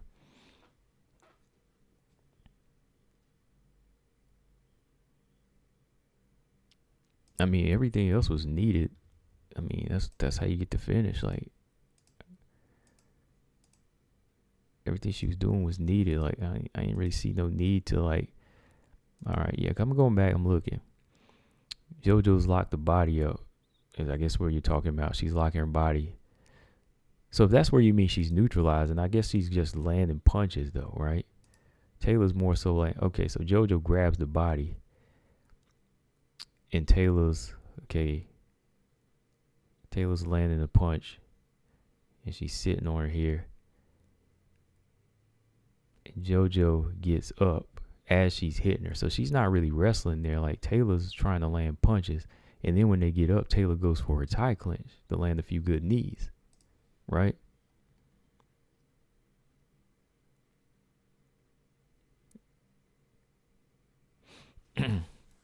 He says she tried to wrestle but got shut down real quick. I don't know. I guess it's all in what you think about positioning. I thought I started going for the kill there. Mark Robinson said Aldana can definitely beat Pena. Aldana can definitely beat Pena. Yeah, she could. She could. But if she goes on that Holly Holm page, you know, uses her wrestling, I mean, I don't know. That's a good fight, though. That's a good long overdue fight. AM said literally there was no wrestling. Yeah, I was looking, man. I'm like, maybe he meant the position where she went in and JoJo locks her body. But I thought her position was just to get on top, land a few shots, and then go for a tie clinch. You know, yeah. Gordon said that open guard and lack of head movement is why I'm predicting a bloody nose from Grasso. But I don't think Grasso has Taylor's power and time accuracy won't be at its best due to time off. That's interesting. Oh, so you think bloody nose from both, huh? Because I think JoJo's going to have a bloody nose, too. Yeah, because Grasso boxes well, Gordon, but she don't she don't move her head a lot. She's got the high guard, like I said earlier, traditional Mexican boxer, but she doesn't really have the head movement down. Rocky Pennington, she moves her head nicely when she wants to. All right, Straya says Stamp versus Lee coming up. I'm taking Stamp. I'm going with Stamp.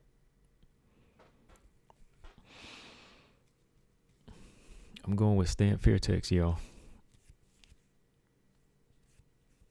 And I'm going with Denise Zambawanga in the rematch with Sohee Ham. Who do you got, Straya? I'm going with Zambawanga over Ham.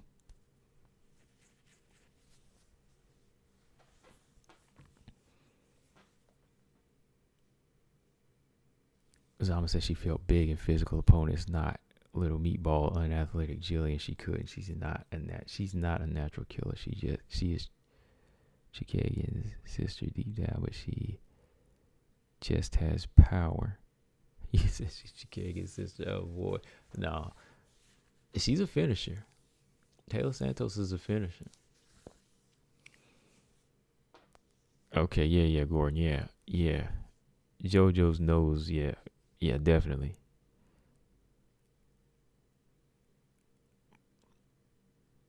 Yeah, I'm going with Denise Zongwanga for sure.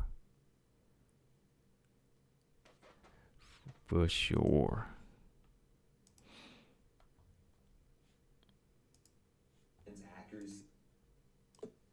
I click on something. Oh, yeah. Trying to pull up some stuff on YouTube here. I was gonna pull up this JoJo clip. Here we go.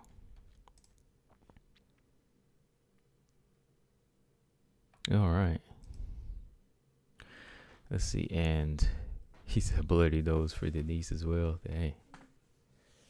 Yeah, because, Ham is a pretty good striker. She's a pretty good has a pretty good long reach.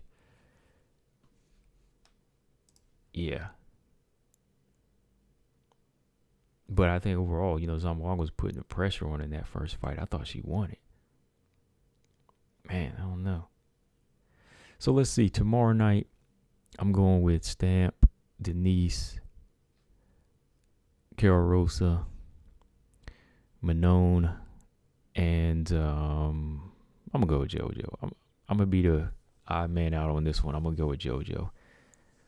Let's see how many I can get right out of 5. Who do you got, Straya? Who do you got, Gordon, out of all 5? Let's see. I got, who I say? I said Denise, Stamp, JoJo, Carol Rosa, and Manon. I hope, Carol Rosa's a good fighter, man. She's a very good fighter. I hope she can build off of this one, if she does win.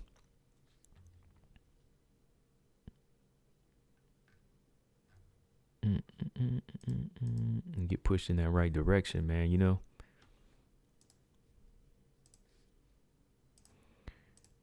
Because what is Carol Rosa ranked right now? Let's see. Carol Rosa is ranked.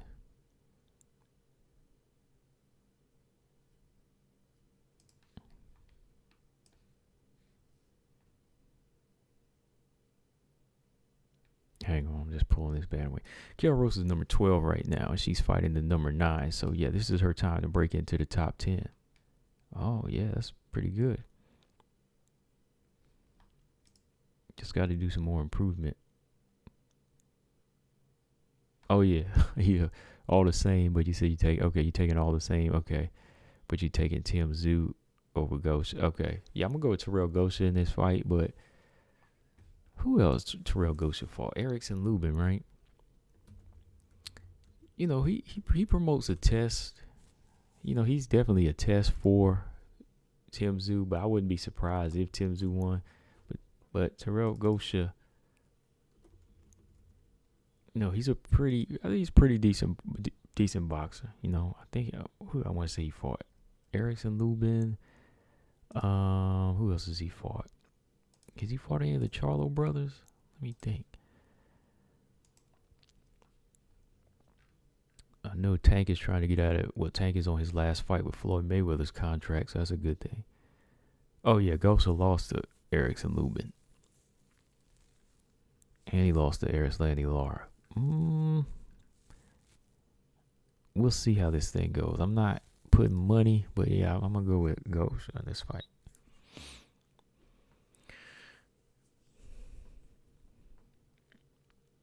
Gordon said he has Stamp, JoJo, Manone, Don't know who to pick for Rosa McMann. Yeah, I gotta go with Rosa in this one. I like Sarah McMann, but I just want to see some new blood here. Marcus said I got Manone, Grasso, and my Rosa pick is still hanging on. Yeah, you might wind up changing it on the night of the walkout. Mark Robinson, I'm picking Grasso, but if Grasso can't deal with JoJo's kicks, especially at TKO, she might get dominated. I mean, I was looking at her kicks here in this Taylor fight. You know, they're nice. You know, she was just dealing with a big fighter, but JoJo might have, you know, some good moments in this fight.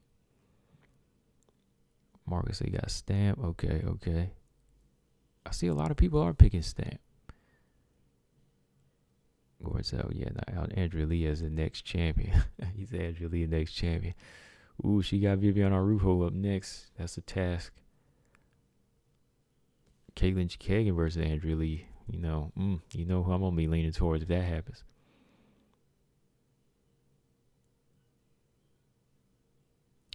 Ulysses said Rosa, Manone, and Grasso. Ulysses got Rosa, Manone, and Grasso. Okay. Mojo got JoJo, Stamp, Manone, and Rosa. All right. Yeah, you got the same picks. Yeah, we got the same picks.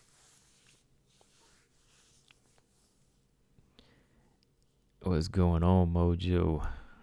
Australia's the biggest test so far for Tim, and I ain't sure he's up to it. Yeah, I'm not either. Because, you know, Ghost has faced better competition. You know, Ghost has fought, like I said, he fought Lara, he fought Trout, he fought Erickson Lubin. You know, lost, of course, you know, but I think Ghost has been in there with better fighters, so I'm gonna go with Ghost in this one, man. That last fight with Tim Tszyu, he was getting pieced up though, man. Who was he fighting at Inoue? As I said, put some money on that. Yeah, I'm sure Tszyu was a favorite.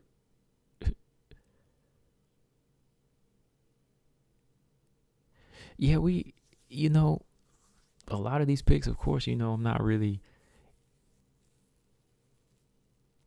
like last weekend and the weekend before, I was pretty sure. I was like, you know, oh, Maverick's going to win this fight. I was like, JJ Aldridge's going to win this one. But, you know, even Maia Manone, man, that's, you know, Jennifer Maia Manone, this is like, I wouldn't be surprised at all. Like, if Jennifer Maia wins, I would not be shocked. I'm not going to be like, oh, man, like Manone lost like that. No, because, like, Jennifer Maia's earned her spot. You know, she's definitely a tough fighter. That's why I'm like, it's not like last weekend and the weekend before, I'm just stamping them for sure. But I'm picking them because I think she has her right mind and she has her right skill set for Jennifer Maia. But if she wins, I'll be like, okay, I see that. I see. Same with McMann. You know, McMann might put the blanket, like Marcus said, on, you know. Brian said KGB Lee is coming for heads. He said he's going with Stamp. Brian's got Stamp, Rosa, Manone, and JoJo. Oh, yeah, pretty much same picks. I got the same ones. JoJo had some good moments in that Taylor fight, you know, as far as her stand-up. It's just that she was dealing with a big girl, man. Big, powerful fighter. And I don't think Grasso was as powerful as Santos. Yeah, Gordon, that's what it is. It's not like Maia, Grasso, Angela bums, you know. You know, these fights could go either way. Yeah, so, like, I don't feel bad if whoever wins, like I said, like however they go, I'm gonna be like, yo, that's a good fighter. Cause Lee Stamp Fairtex, that's best fighting the best. You know, Stamp, Angela, that's the best fighting the best. That's a 50-50 fight. Or if you're looking at a champion, that's Angela's fight. More people might think Angela's gonna win on other channels or wherever, you know. So yeah, like it goes either way. Maia Manon's biggest test. She's fighting somebody 9 spots higher. She could lose. McMann Rosa, this is the biggest name on her resume. JoJo, like I said, wide open to be hit sometimes, you know, she could lose.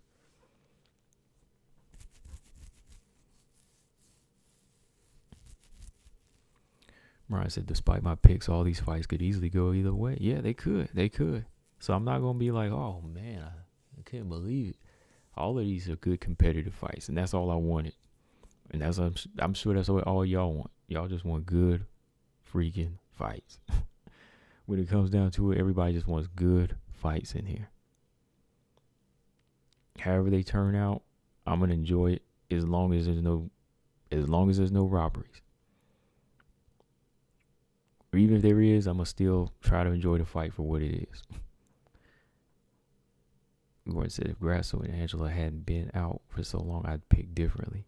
Yeah, JoJo at least been active. Wait a minute, Zaman said Sohee Ham, what she did? She violated the rehydration clause here.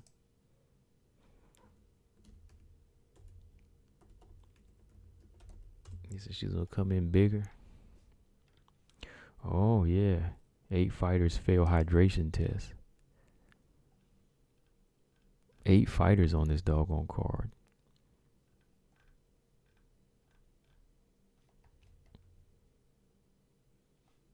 Angela Lee made weight. There's an Amir Khan on this card too. May Yamaguchi, she passed. Yeah, May Yamaguchi's on this card. Yeah, Daniel Demetrius Johnson, he passed. Stan Fairtex passed. Angela Lee passed. Danielle Kelly. Denise Zamboanga did. Where's Sohee Ham's name at? There it is. Failed hydration. Well. Yeah, she gonna come in there like a doggone bantamweight.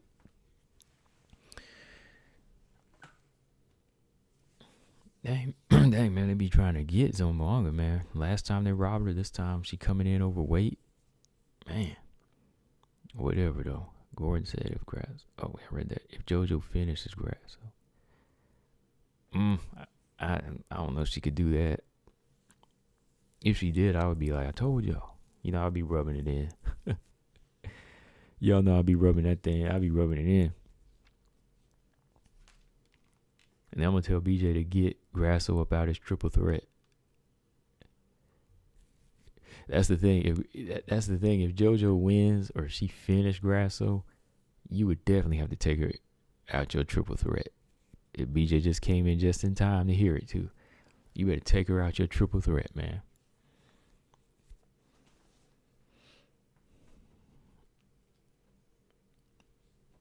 We'll see. JoJo got to go in there and get this thing more tied up, you know. Got to put that clinch work on her. Put them head kicks to work.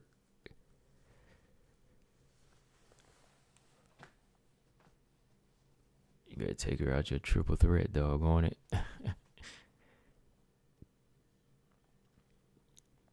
Let's see. Gordon said, I feel sure about Ham. Remember, one gives points for takedown defense and escapes, and Ham did a lot of damage from the bottom against Denise. Escaped a lot, defended a lot of takedowns. That's why she won. Yeah, okay. She did. I'm going to look at it again the night before the fight, but yeah, she did. She did a lot of damage from the bottom. And from a range, she was controlling. Yeah, you might be right.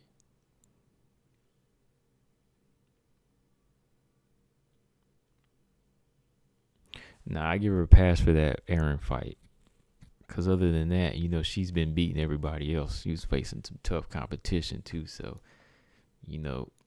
Miranda's legit flyweight. That's her weight. So,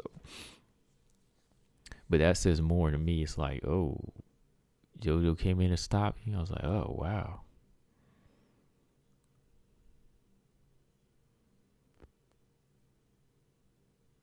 Yeah, that same point system's going to benefit Stab every time she escapes a takedown. Yeah, or after being taken down. And her takedown defense and her strength is on point right now.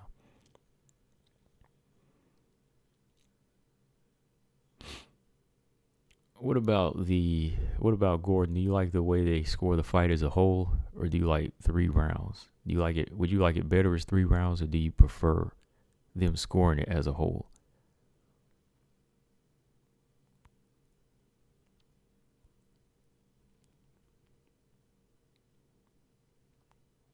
No, I give her a pass for that one because that was she just looked a little off that night, man. She looked a little off that night. It wasn't like Grasso versus Suarez or something like that.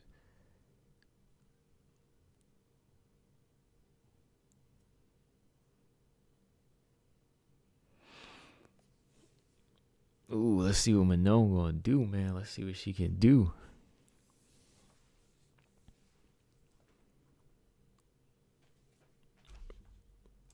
Okay. What do we think about this? Let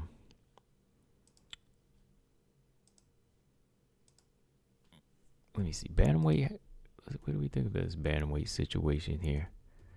Like, are we getting enough fights going on? It doesn't seem like we get enough fights at bantamweight. Like, I think that's telling me something that they need to sign more.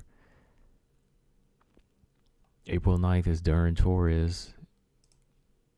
And then Irene Aldana Ladd.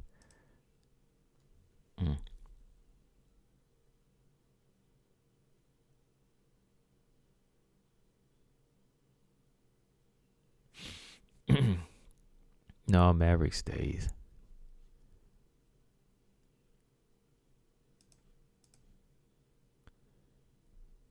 Yeah, Gatto, I can argue that. Yeah, Gatto is probably lined up as next. Estrella.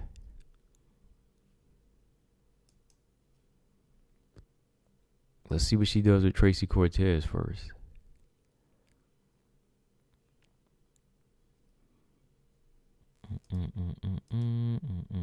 Yeah, I would definitely understand if you say Gatto over, somebody like Montana or like that, Even Casey O'Neill, like if you see something strong and powerful in Melissa Gatto, I would definitely say, yeah, over Maverick too,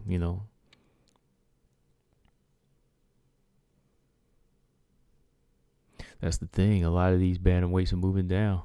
A lot of these bantamweights are moving down. They're moving down to 125. Or at least trying to. Yeah, we just don't get enough, man. I'm like, we get this one this week. Then in 2 weeks, we get Irene Aldana and Aspen Ladd. I mean, flyweight fights, we at least get 2 on a card every week. But bantamweights, we get one every 2 or 3 cards. Not even 2 or 3 on a card before the next 2-3 events. It's one every 2 or 3 cards. Darby Crash, what's up? He said, I duck Manon. Now she got to face Casey O'Neill. Yeah. Nah. You got to go for the next best one. Bluebird, what's up? He said Cortez is actually good. Yeah, she's good. But so is Melissa Gatto. Definitely, don't get me wrong. Tracy Cortez is good. But she's been out for a minute, too. I'm telling you, man, the bantamweight division, Mojo said it's getting stagnant. Yeah, we need Tanisha Tennant. We need this Ekaterina Shagalova. Who else did I say we needed? What is her name? Zabova. Sabina.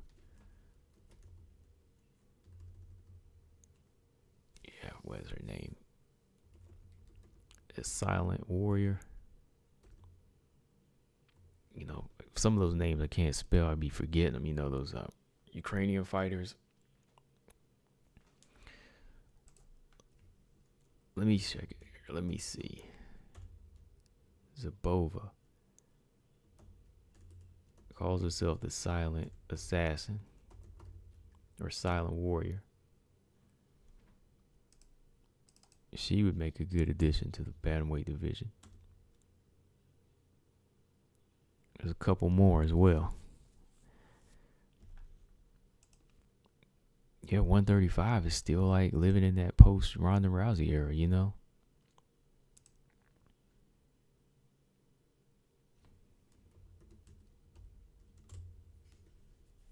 Just wasting the time here. Look at all these prospects y'all can sign. Let me pull up my list here. Yeah, Sokolov, I said. Yeah, Lucia Sabova. She's a finisher. Yeah, her, Tennant, Katarina, and then that other one, wasn't named Teresa Bleda. Those are some good fighters right there, man. You know, maybe get them a few more wins, and then boom, you know, they'll be in there.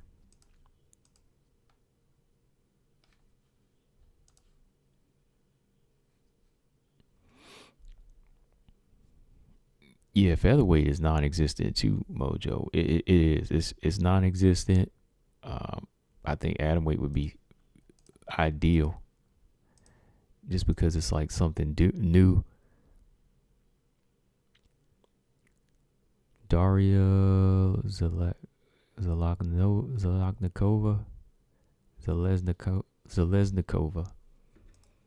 That's another one.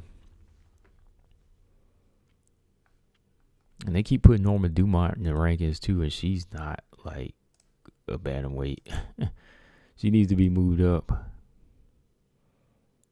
Bluebird said the Cortez fight will show how good Gatto really is. Cortez has been out for a while, but the fight is going to be interesting. Yeah, definitely. It's going to show how good both are, I think. You know, Cortez, you know, she's got some, I know Cortez got some good wins on the resume. You know, Blanchfield, Agapova, you know, Alpar. Good wins, you know, but she just doesn't seem as dominant. And I don't know what weight she's trying to fight at right now. You know, I don't know if she's going to stick around at the 135, 125, but this is going to be flyweight, of course. So we'll see. But I just think that, you know, Gatto shows a little bit more of that dominant bone in there. But we'll see if it's there when she fight Cortez, right? Gordon said, I never liked the round by round 10-point must system. I think the trend should count. Who's winning at the end, escapes, and reversal should count. And judges should be experienced as fighters. Yeah, I agree. Yeah, escape should count for something. I mean, like, it should. That's what you train for, right? Like, just like you counter punch, you know, you a reversal and escape, that should count for something. Straya said bantamweight went stagnant long ago. Yeah, Holly's up there when it comes down to the, you know, the road she's been in and facing here. He said 3-round bouts should have been proven to end far too often undecided. Make them 4-rounders and call close ones draw to encourage decisive wins. That's a good point.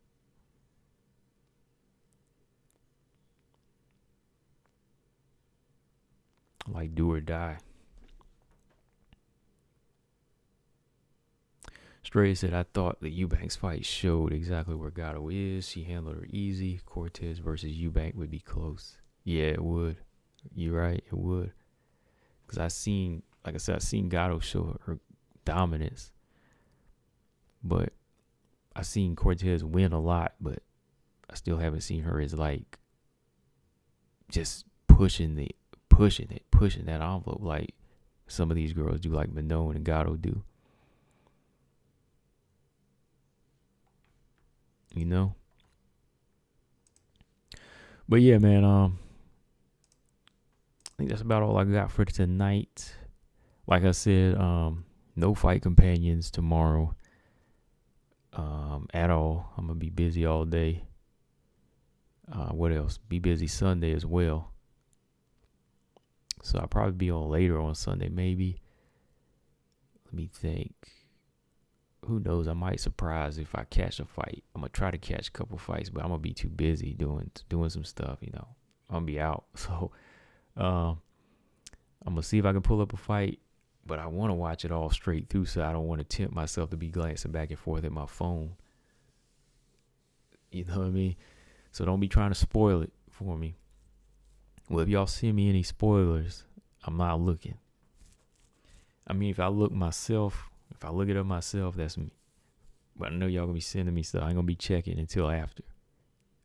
I ain't gonna be checking. I'm gonna watch everything sometime Sunday morning and then jump on Sunday and we'll talk. Well, let's see how many fights I can get right out of these 5 I'm picking.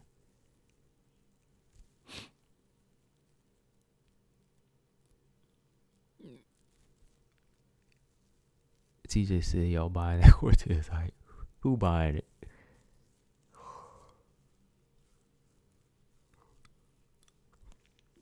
Who buying that hype? I ain't, man. I mean, I need to see a little bit more, like I said. I mean, and then she's winning. Okay, she's got some decent names, like I said, but I think Gatto has a little bit more of a, like I said, killer in there. Marcus Bell, Vanessa Demopoulos will fight Jinyu Fry on June 25th. Ooh, I'm going to go with Jinyu Fry.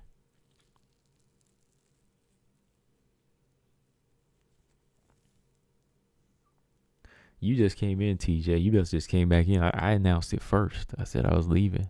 I said I was just about done, so I thought I did, right?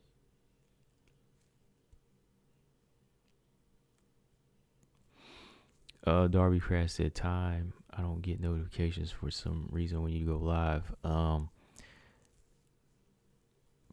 Sunday around 7. Yeah, I'll be live on Sunday around 7. Yeah, I'm not doing any fight companions tomorrow, though. Yeah.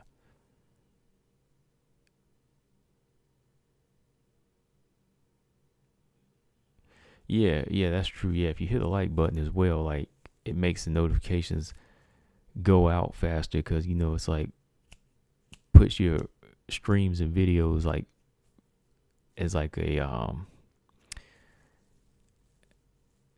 wait, what's the word I'm thinking of? It puts some urgency on it, if you will. It lets people know that everybody wants to see these live streams, So the more likes it'll say, okay, we put this to the front of the line, make sure it gets notified. So early look, Marcus, I'm gonna go with Jinyu Fry in that fight. Jinyu Fry knows what to do. All you gotta do is keep it standing. That's all you have to do. Keep it standing. That's all that what's her name Juarez had to do. I mean, she dropped Vanessa hard in that fight, only to get submitted. Wow. It's never over till it's over, y'all. But yeah, that is all I got, y'all. I am about to get out of here.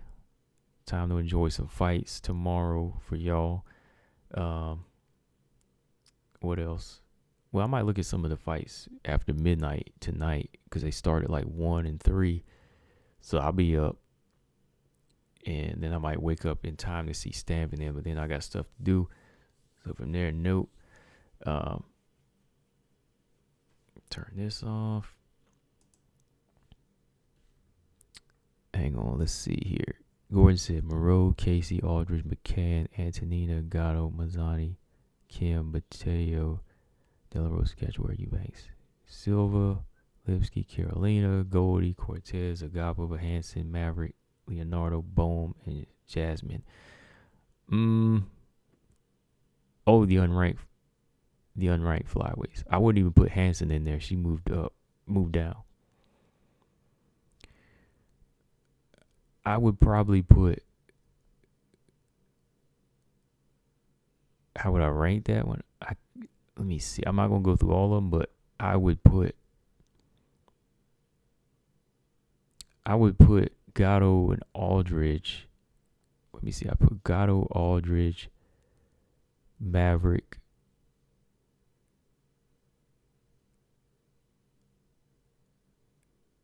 I would put them three at the front of the line. And De La Rosa, I'd put her up there. And Robertson, if you didn't mention her, I would put Robertson up there. I say Aldridge, Maverick, Gatto, De La Rosa, Silva. I still want to see more from her. And Jillian Robertson, probably, yeah. Yeah, that's what I would do. Those are the top 5 I would put out of there.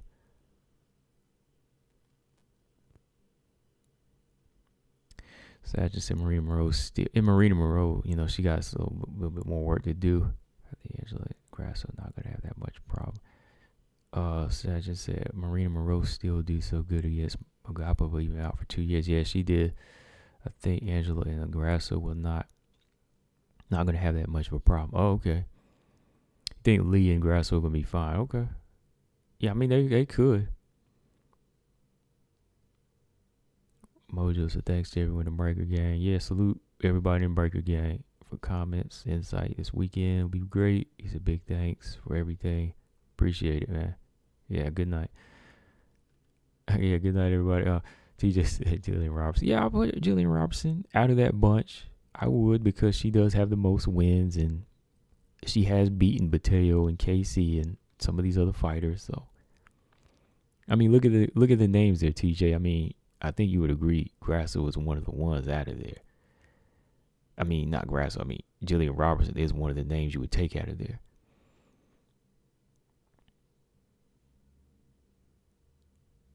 I mean, these are the unranked fighters. So.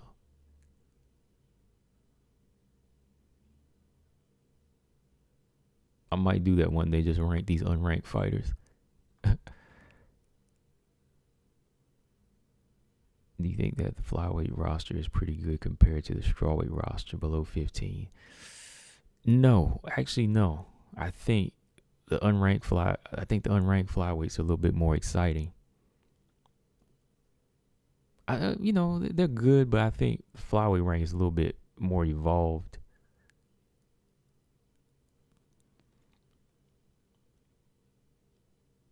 Yeah, I would say the flyweight rank is a little bit better at the bottom. Ulysses said, "Why does Jillian have that face when she's taking pictures? What face? Or is she smiling? Or okay?" Brian Williams said he's gonna pick. Oh, you pick the same ones I did out of the top 5. Yeah, Aldridge, Gatto, Montana, Maverick, and G-Rob. Yeah, those are probably the best out of the bunch. Yeah, same ones I picked. Those are the best flyweights out of that name pool. No, I ain't gonna put Molly McCann in there just off of that win last week. No. Like, that's not enough. That's just a good, exciting fight. But like, when you look at skills, like, these are the 5 that make sense.